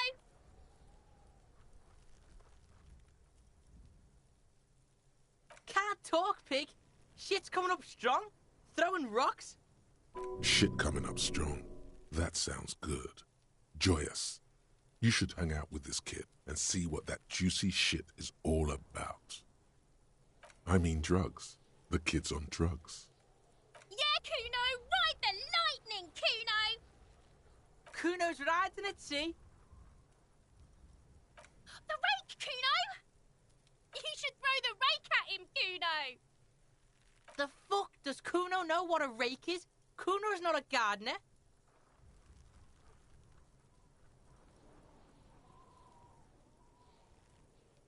Fuck no! Kuno doesn't buy that shit. Fucking entrapment shit.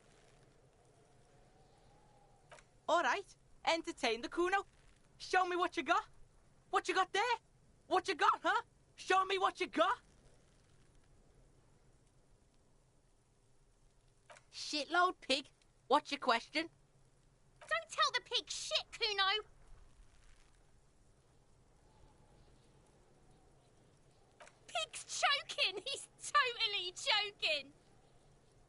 If I were to want to waste my time, which I do not, I would ask them who he is, how he got there, and the usual. You have no idea what the usual is. Just ask whatever comes to mind.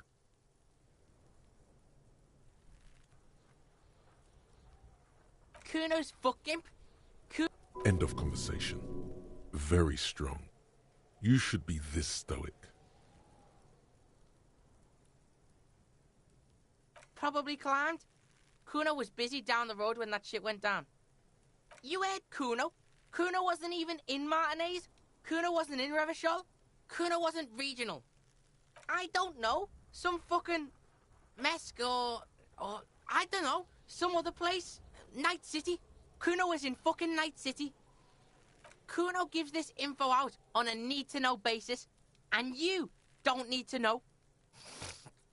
Kuno didn't smoke the gimp, if that's what you meant. Just a couple of pigs sniffing around in the dirt. That seems pretty fucking suspicious to Kuno. Yeah, you tell the faggoty, Kuno. You're testing Kuno's patience here. Get lost,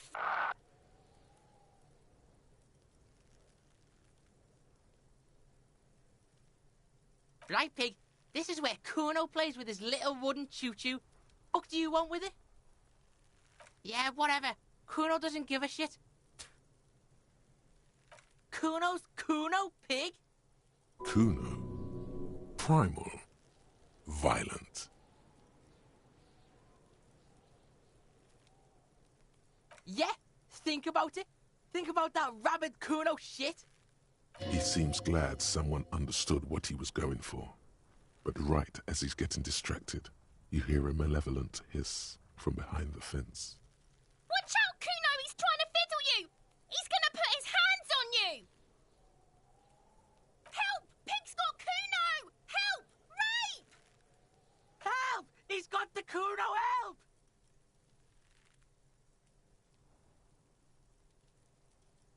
Everybody, please! He's digging his dick out! Escalate, Kuno! His dick is out! You're afraid! Pigs in here, Kuno! Somebody, please!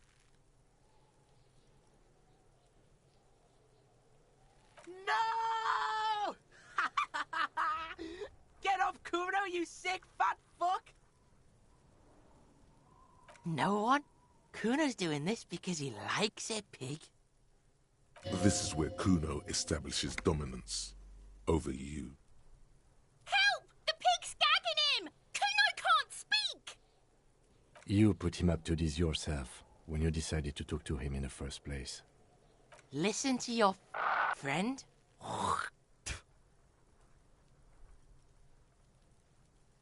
Kuno owns the fat ass. Help! The RCM is trying to fuck Kuno!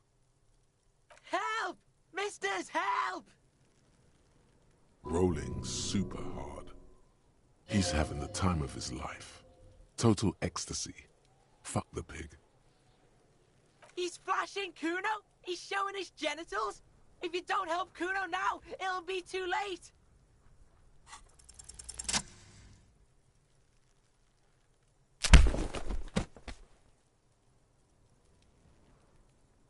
Thump. The blow connects surprisingly well, leaving your knuckles tingling. Kuno feels it. This was no light tap. What?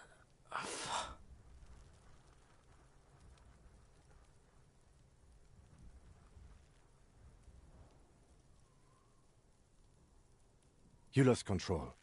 You need to get yourself together. For heaven's sake, he thinks. This has gone too far. Don't make this any worse than it is. Just get back to questioning the kid. Okay, pig. If this act was about him trying to establish dominance over you, it's safe to say things didn't go as he'd planned. Kuno knows to respect that violent shit. You should see Kuno's dad. Kuno's dad doesn't give a shit about anything. The creature behind the fence has fallen ominously silent. Only her eyes are alive, jumping from actor to actor. Okay, pig. Talk to Kuno. We're back in this shit. The fuck do you want? You're dreaming, pig. That's not how this shit works. A little. But don't expect anything to change. Don't let him dominate you, Kuno. Fuck his fat ass.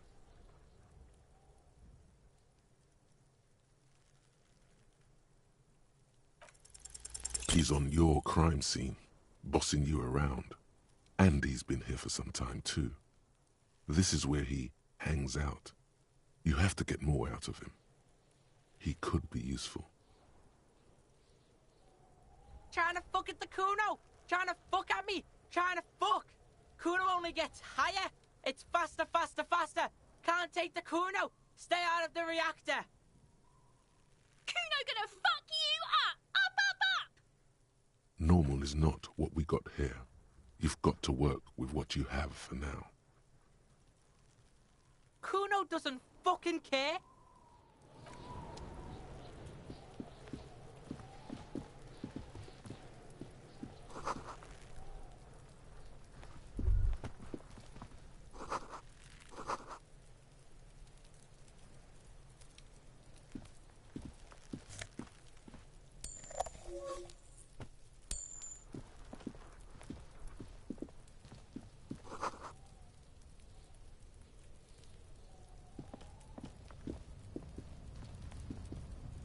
An inconspicuous pile of the roofing material, Eternite. It's nothing. Someone just left some roofing material slanted against an old shack. Because there's a secret door hidden. There it is. You see a shabby little door.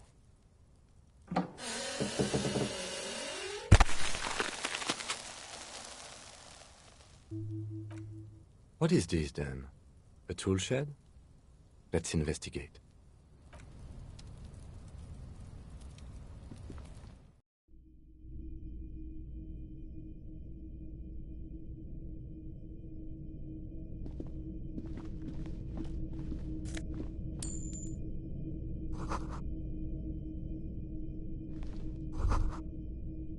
Be still, my beating heart.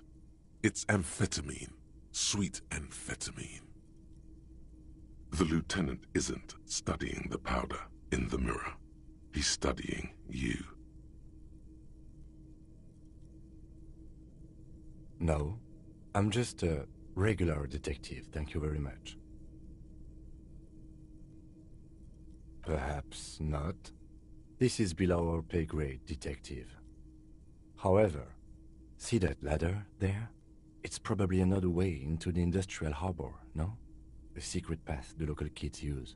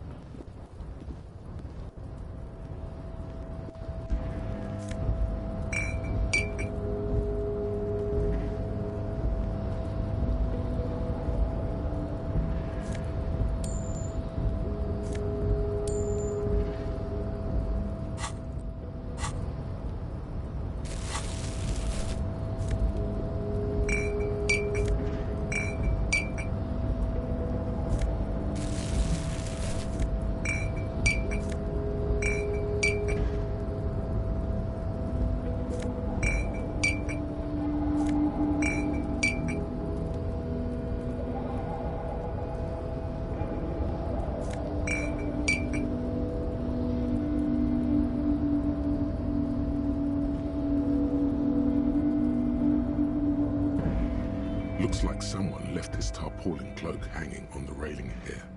Man down, a trooper has been left behind the enemy lines. You could swear it's more of an instinct than anything else, but you know it's a cop's cloak.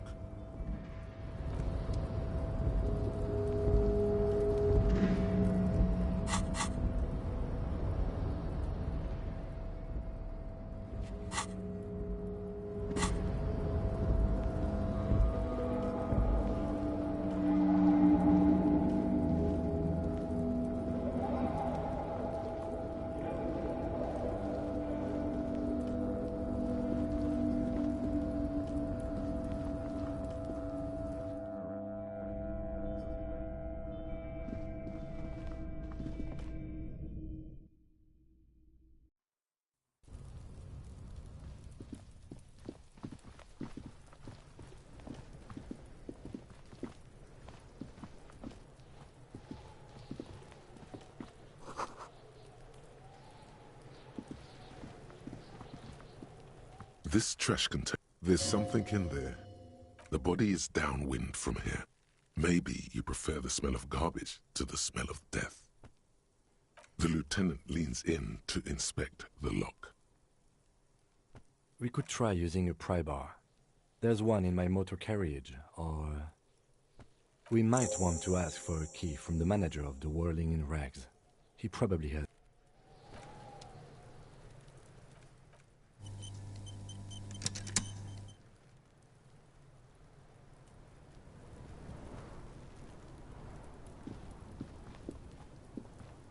Fuck does Kuno care?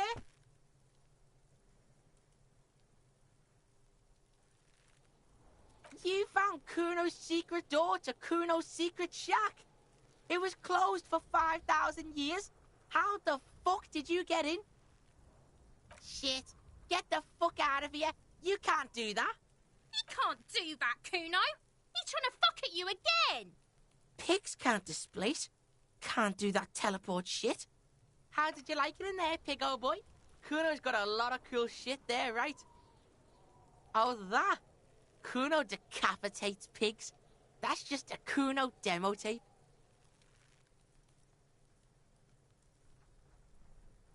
Yeah, Kuno plays on snuff radio, fucks pigs, live, fucks their heads off.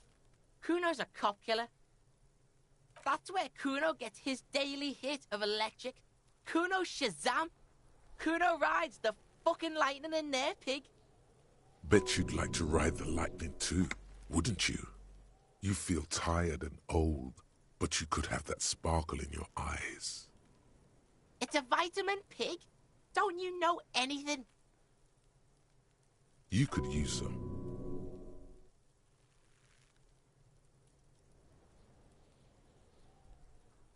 Yeah, it's the mag. You fucking need that shit to stay on top of your game. Oh, don't teach him, Kuno. He's gonna use it against you, Kuno. You're not getting this, pig. Fuck you, pig. Don't do mag. You're gonna OD and you're gonna fucking die.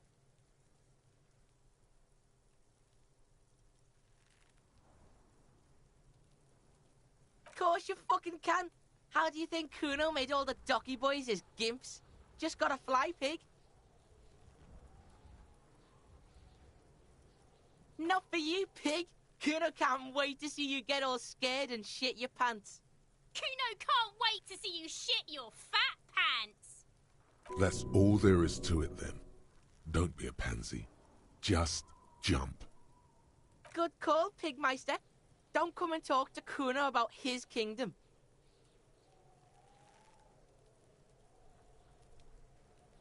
Kuno doesn't fucking care.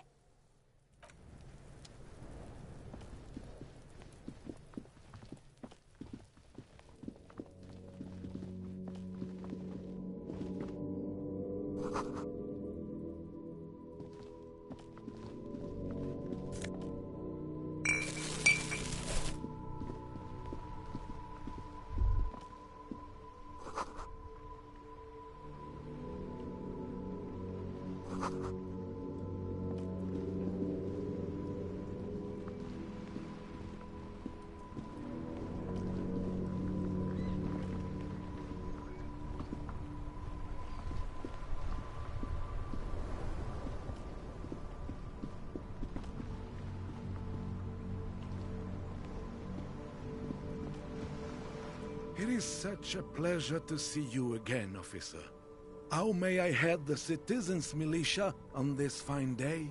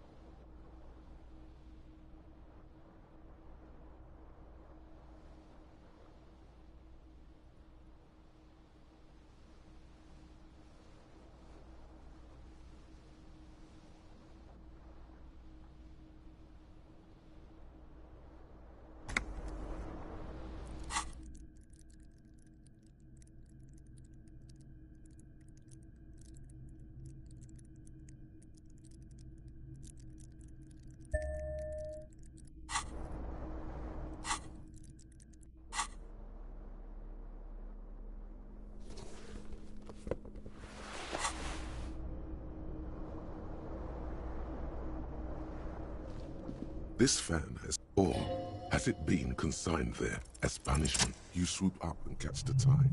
Snap. It's released from the blade. Warning, warning, the necktie is no longer contained. What you have in your hand is a fantastically colorful tie with 4 or 5 different patterns. The knot reminds you of a noose.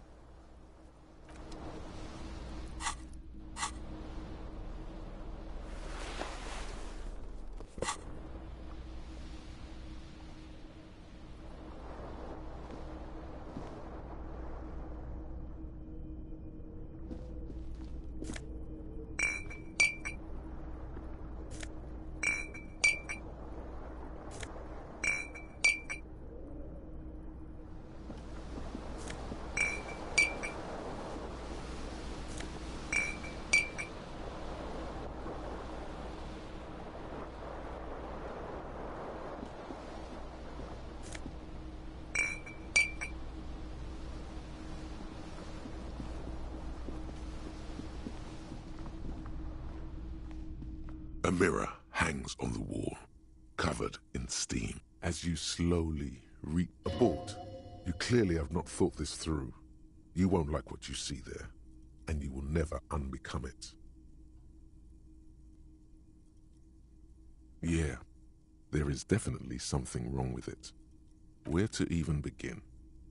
It's not. It's not. It's swollen and snail-like. Don't be scared. It's only your face. It's not like anyone's going to see it.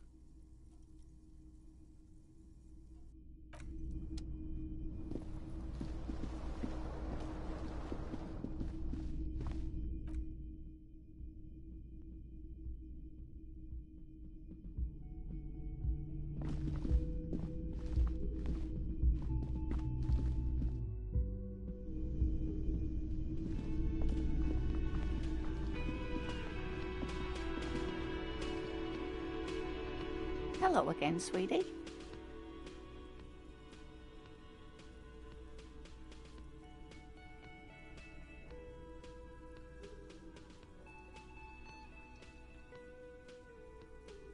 Yes, officer. You look rather dazed. Like a stunned fox. But surely things can't be that bad. She won't judge you, no matter what you say. She nods, but still looks worried.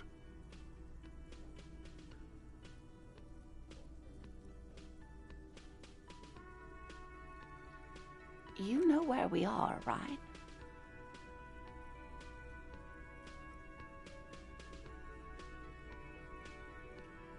It does still look like that in some parts of the city, doesn't it? We are in a hostel called the Whirling in Rags, dear. And the Whirling itself is in the city of Revachol.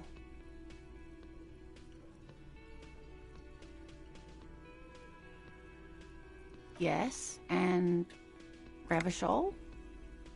How would I even begin to tell you?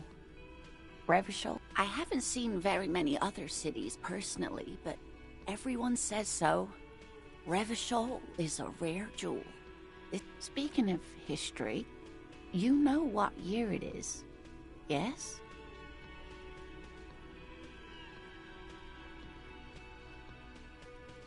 Perhaps, dear, perhaps.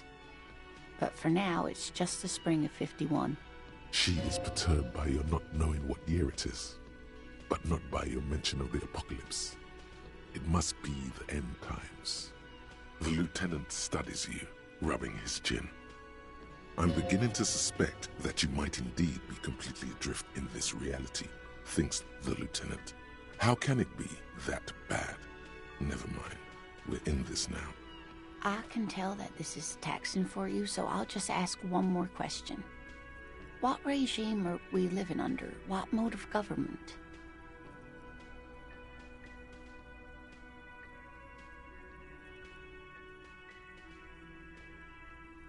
Oh, no. Nothing like that, dear. Revachol is a zone of control led... I don't know. Still looks like there's a lot of hustling going on. Maybe she's wrong. Also...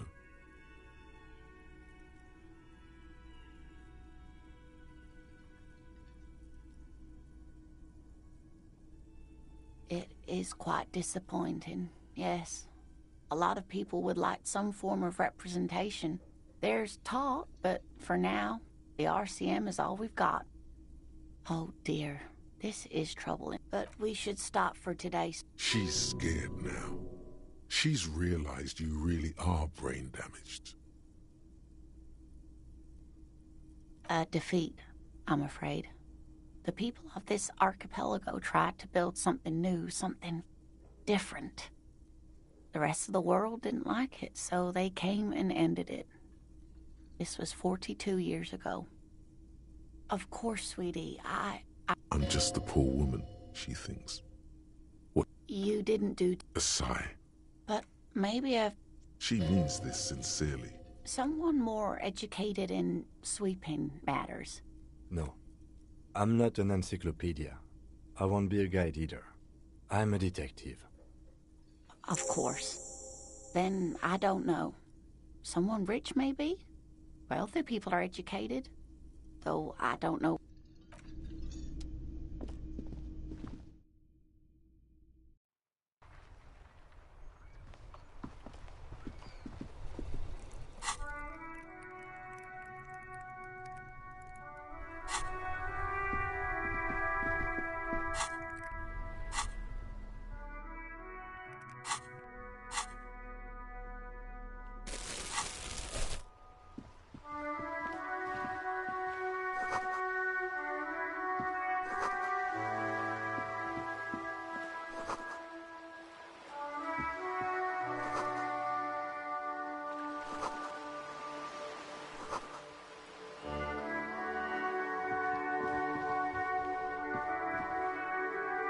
Hello, sir. Step right in. The store is open. Are you interested in a new and exciting book? It's a bookstore, sir. We sell books, postcards. Whoa, whoa, whoa, whoa. Hold your horses, little girl.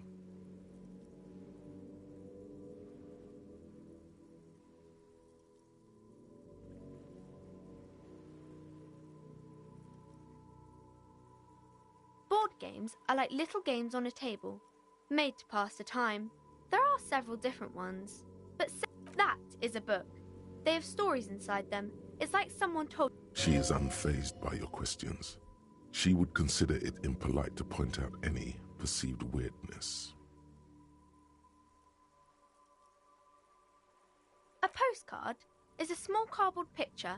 You can write a few words on the other side and send it to your friend or beloved. My pleasure.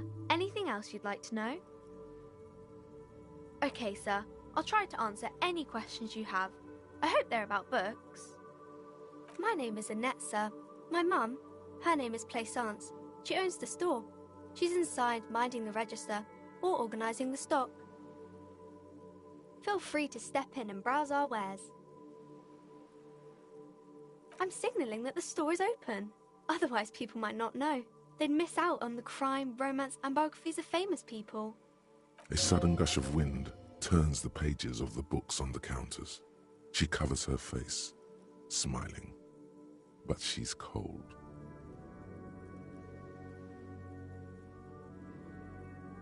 Kind of you to offer, sir. What could you do to help her anyway?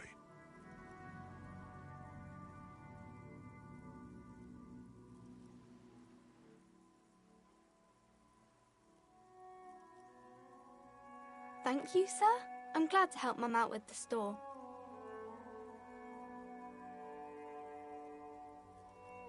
I do my studies at home at the moment.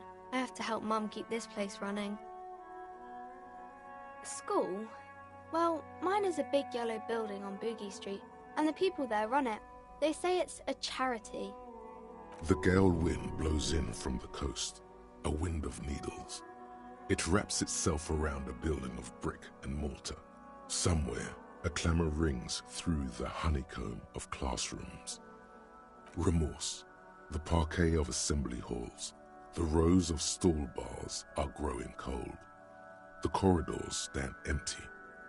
The girl's voice somehow finds its way through this strange feeling. You haven't heard a word of what she's been saying these past few moments. you only hear. Mum says it's necessary to do both because it builds character. Mum says a proper worker is dutiful. That's how you get ahead in life. You succeed. Mum says it's peachy. She was a little afraid at first. There's talk about this house being cursed. Behind her, the window has been boarded up. You sense the boards creaking, twisting for a second, and some kind of doubt in her tense shoulders. Cursed in the way that makes them say that no business has ever really thrived here, sir. That they all go... I wouldn't really say it like that, but I guess so.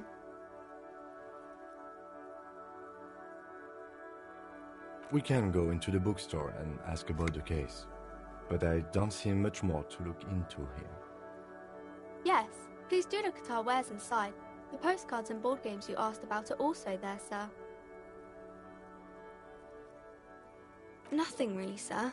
Mum doesn't allow me to sneak around in the back rooms or the cellar. I don't really know what's there. It does not manifest itself in any way. It does not exist. I liked it better when we were talking about whether it's appropriate to stand out in the freezing weather. No such thing. Anything else you wanted to talk about, sir?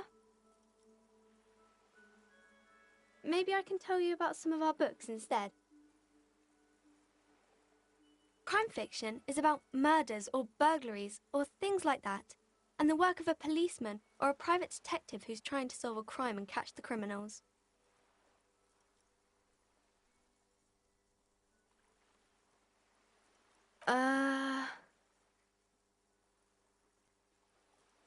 Crime is what we were solving before this conversation began. And it's kind of like a puzzle too. You can guess who the criminal is or how the good guys are going to catch him. You don't look much like a policeman.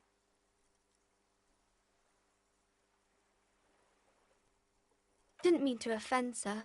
Sorry, sir. It's just that you don't look like Dick Mullen.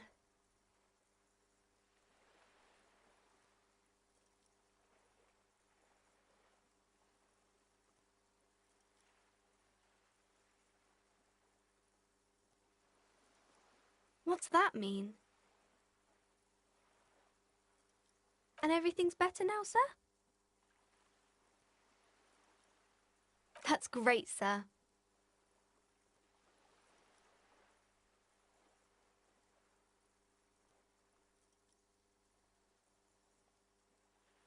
She looks at Dick Mullen, frowning. Dark, arrogant, violent, likely overcompensating for something. She examines the cover, trying to gauge the inner workings of the detective. Of course not, sir. He's just a fictional character. He'll be no match for you. Maybe you can show me some real police work, sir. Like in the books.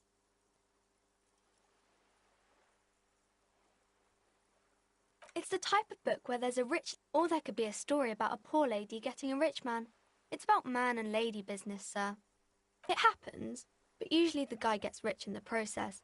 Those are unhappy books, for most of the... These are not very common. You can't... Well, maybe then it's fine. Maybe if the lady then decides not to pick either, because she doesn't need a bad man. Yes, that's really not a proper romance story. That's more like everyday life. I guess, yes. People in books are always very interesting, especially the romance people. I haven't read many of those. Maybe you should ask Mum.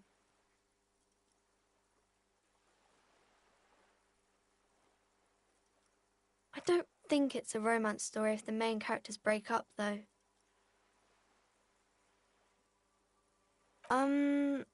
No. You can take this. Blossom like a pain flower. The girl is at a loss for words. She shifts and sways on her feet, looking confused and uncomfortable. Stop. There's no need for this. It's in your power to change the subject. I'm sorry, sir. don't know how to help you.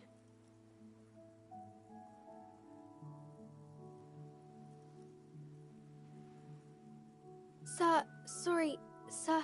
I'm still little. I can't... It's time to leave it be. You're about to make a child cry. Are you proud of yourself?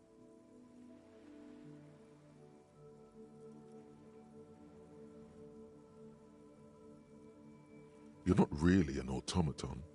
You do know that.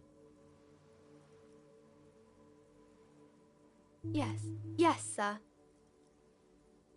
Oh, kings and queens and generals of old, or artists and writers, or musicians, those kinds of people.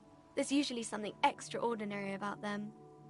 I think that's why people read them, to find the secrets of their fame. I don't know about that, but I imagine life is great when you're famous. Why would they do that, sir?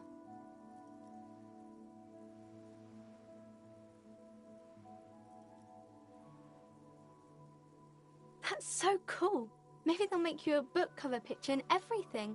Standing over a dead body, holding a gun.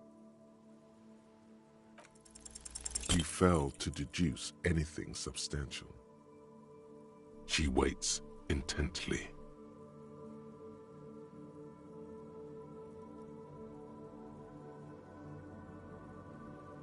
Come on, don't be silly. That's not a proper deduction.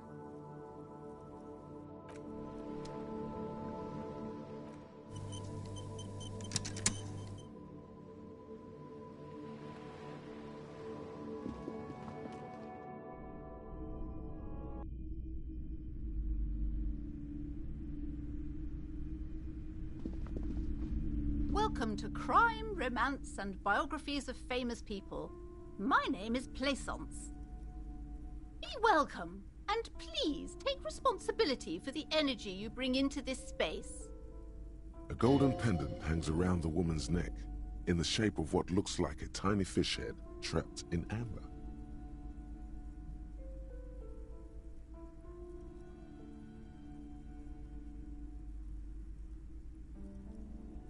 Oh yes, helps to have an anchor in these times.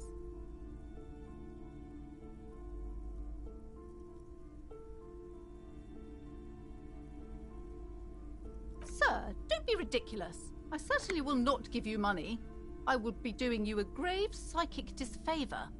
One has to earn one's success, even if one is a police officer. Handouts are nothing but manipulation. All they do is make you dependent. What is this insolence? She misunderstood.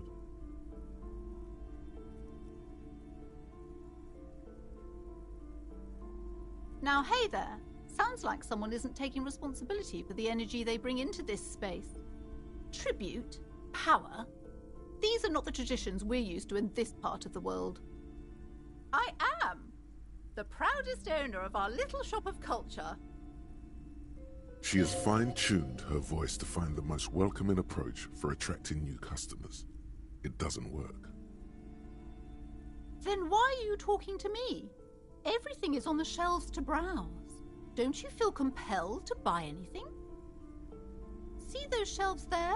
Go, be drawn. Everything is on the shelves. Take a look yourself. The shelves compel you, don't they? She's attempting to mentally direct you towards the shelves. She only wants you to buy the goods. She doesn't care about the books. Truth be told, not really. My sister brings in most of the goods. I'm sure it's all very literary stuff with well-written prose. But you don't learn about the important things in life from fabricated stories. The truth is available if you just know where to look, and you have to open and free your mind to understand. She smiles and nods, seemingly relieved. Cursed? Who said that? Annette? I will have a word with her. This place is not cursed. It has a robustly magnetic energy. Good for commercial activity. My business is thriving, sir. Doesn't feel like it's thriving. Feels ghostly. Annette, yes, my daughter. I hope she wasn't slacking off again with her nose in science fiction. Tell me, was she at her post doing her job like a proper girl? Wonderful. Did you talk to her? Great. On a scale of 1 to 10, how compelled were you to buy books after talking with her? Her opinion of her daughter depends on how well she lured you into the store.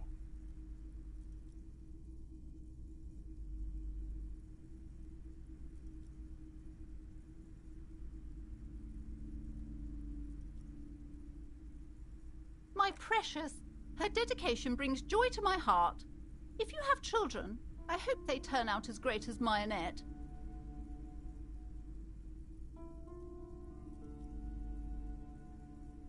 You must be kidding. There's nothing like that happening. Good, sir. What does a young child do with money anyway? No, I save it for her, as a fund. She's securing her financial future out there. Slap the cuffs on her. Oh, of course, officer. Good work. Are we done with the jokes now? Yes, we've had quite enough fun here. Right. Mind your own business, sir. In our society, people don't get to tell each other how to raise their children. It's none of your or anyone's business. The woman before you scans the store, her shoulders rigid and tense. Every now and then, she nudges her glasses.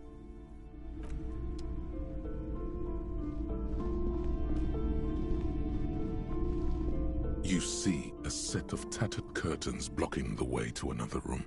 A strange cage-like trinket dangles from the curtains. Excuse me, officer. The back room is strictly for employees only. Nothing. Why aren't you browsing the books? Don't you feel compelled to look at the books? You ought to. Oddly enough, the more she tries to draw you away from the curtains, the more alluring they become. You see some kind of charm, an irregular polyhedron assembled from bones, sticks, and straw. Inside, a disturbing fish head with empty eye sockets stares at you. Aside from poking at it suspiciously, there is nothing else to do with the fish head charm at this time. The curtains remain shut before you. Just as you're about to pull apart the curtains, the petrified voice of the shop owner cries out once more. Sir, don't touch that. I told you it's off limits for the customers.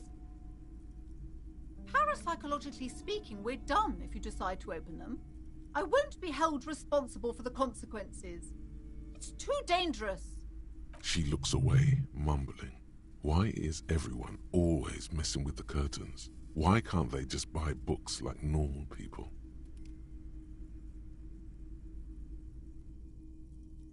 No, it's just a storeroom for the employees, I told you. Now please step away from the curtains.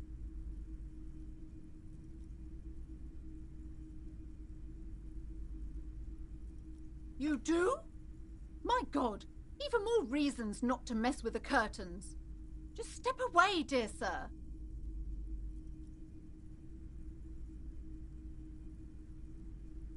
Thank you. Let's just talk about this first, all right? There's no reason for you to venture into the unknown. What are you, a coward? Think about the marvelous adventures waiting for us on the other side. Lies. Rip them open, we say. There is something mysterious about the curtains. Be careful. The curtains, tattered with age and covered in dust, hang before you, as if taunting you.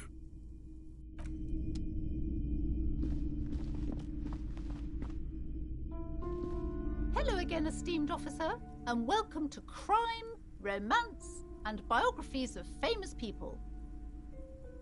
I already told you, it's just a storage room for employees. I don't understand why it's so important to you. Just let it go, officer. Go buy some goddamn books. You're supposed to be drawn to the books.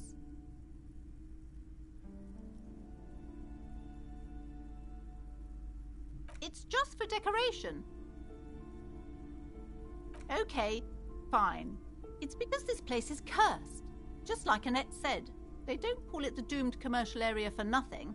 Are you happy now, officer? Happy that you've ruined everything? Take it easy. You've broken her resistance. Pushing her further will gain nothing. The curse is so much worse than you could imagine. It's a disease, eating at the very foundation. It's the curse of financial distress, of ruin and bankruptcy. Didn't that curtain just move?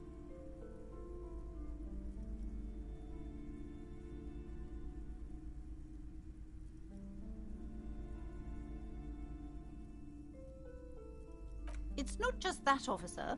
We're dealing with something supernatural here. It's the cacodemons, feeding off bad business practices and disappointing income statements.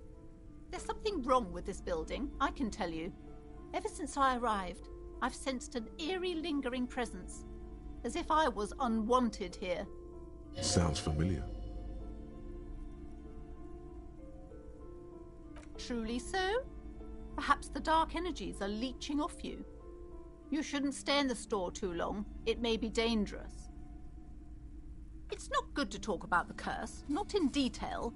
The negativism, it's dangerous. Talking about the void wraiths angers them. Such wraiths may prove a formidable enemy. Suit up.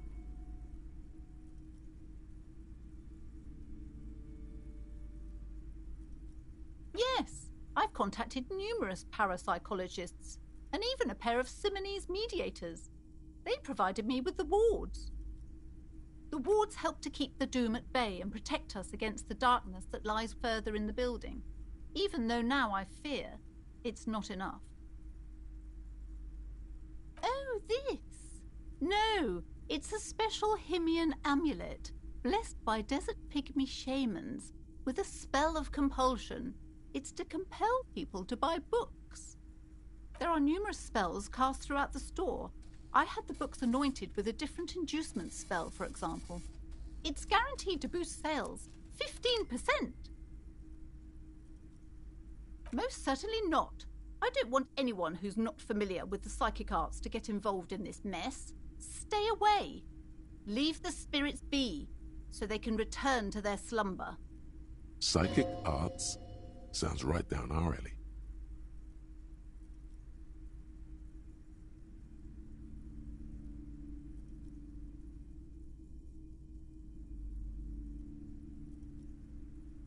Okay, but please, only a few... The woman before you scans the store, her shoulders rigid and tense. Every now and then, slither up to her, you silver-tongued fiend. Show her what world-class perfidy looks like. Are you sure? Don't think I haven't seen charlatans before.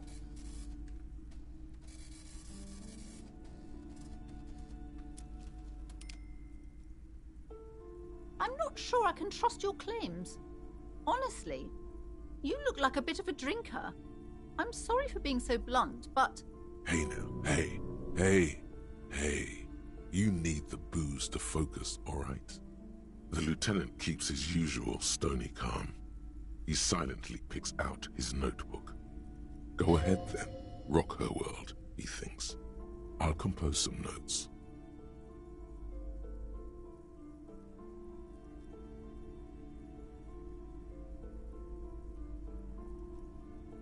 How do you know all this? Here we go. I should have realized. A pattern lies within the fabric. The hand of fate guides us. Our meeting couldn't have been mere chance. Perhaps you truly are the one to deliver this woman from the doom. But I am not the only one at risk. I have to think of my daughter. You are certain you can help us? Keep us safe? I can't allow any collateral damage to hit us. If you promise, good officer, then you might be our last hope. Do you swear it? Thank you, sir. There's one more thing I haven't told you about yet. The entity. Do not act surprised. You know of these things, sire.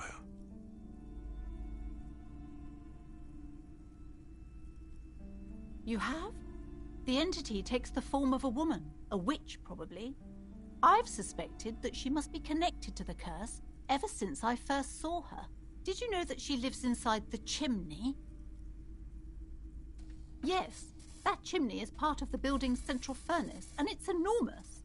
She has barricaded herself behind some metal security curtains. God knows what she's doing there. Some unnatural magic, I assume. You should go find the entity and ask what happened to all the companies in the building. What is the source of this curse? Here's the key to the warded door behind the curtains. Take it. Oh, and please do return to me after you've looked round. I'm quite anxious to know what she has to say about the curse. What you discover in there. Unbelievable darkness and ruin.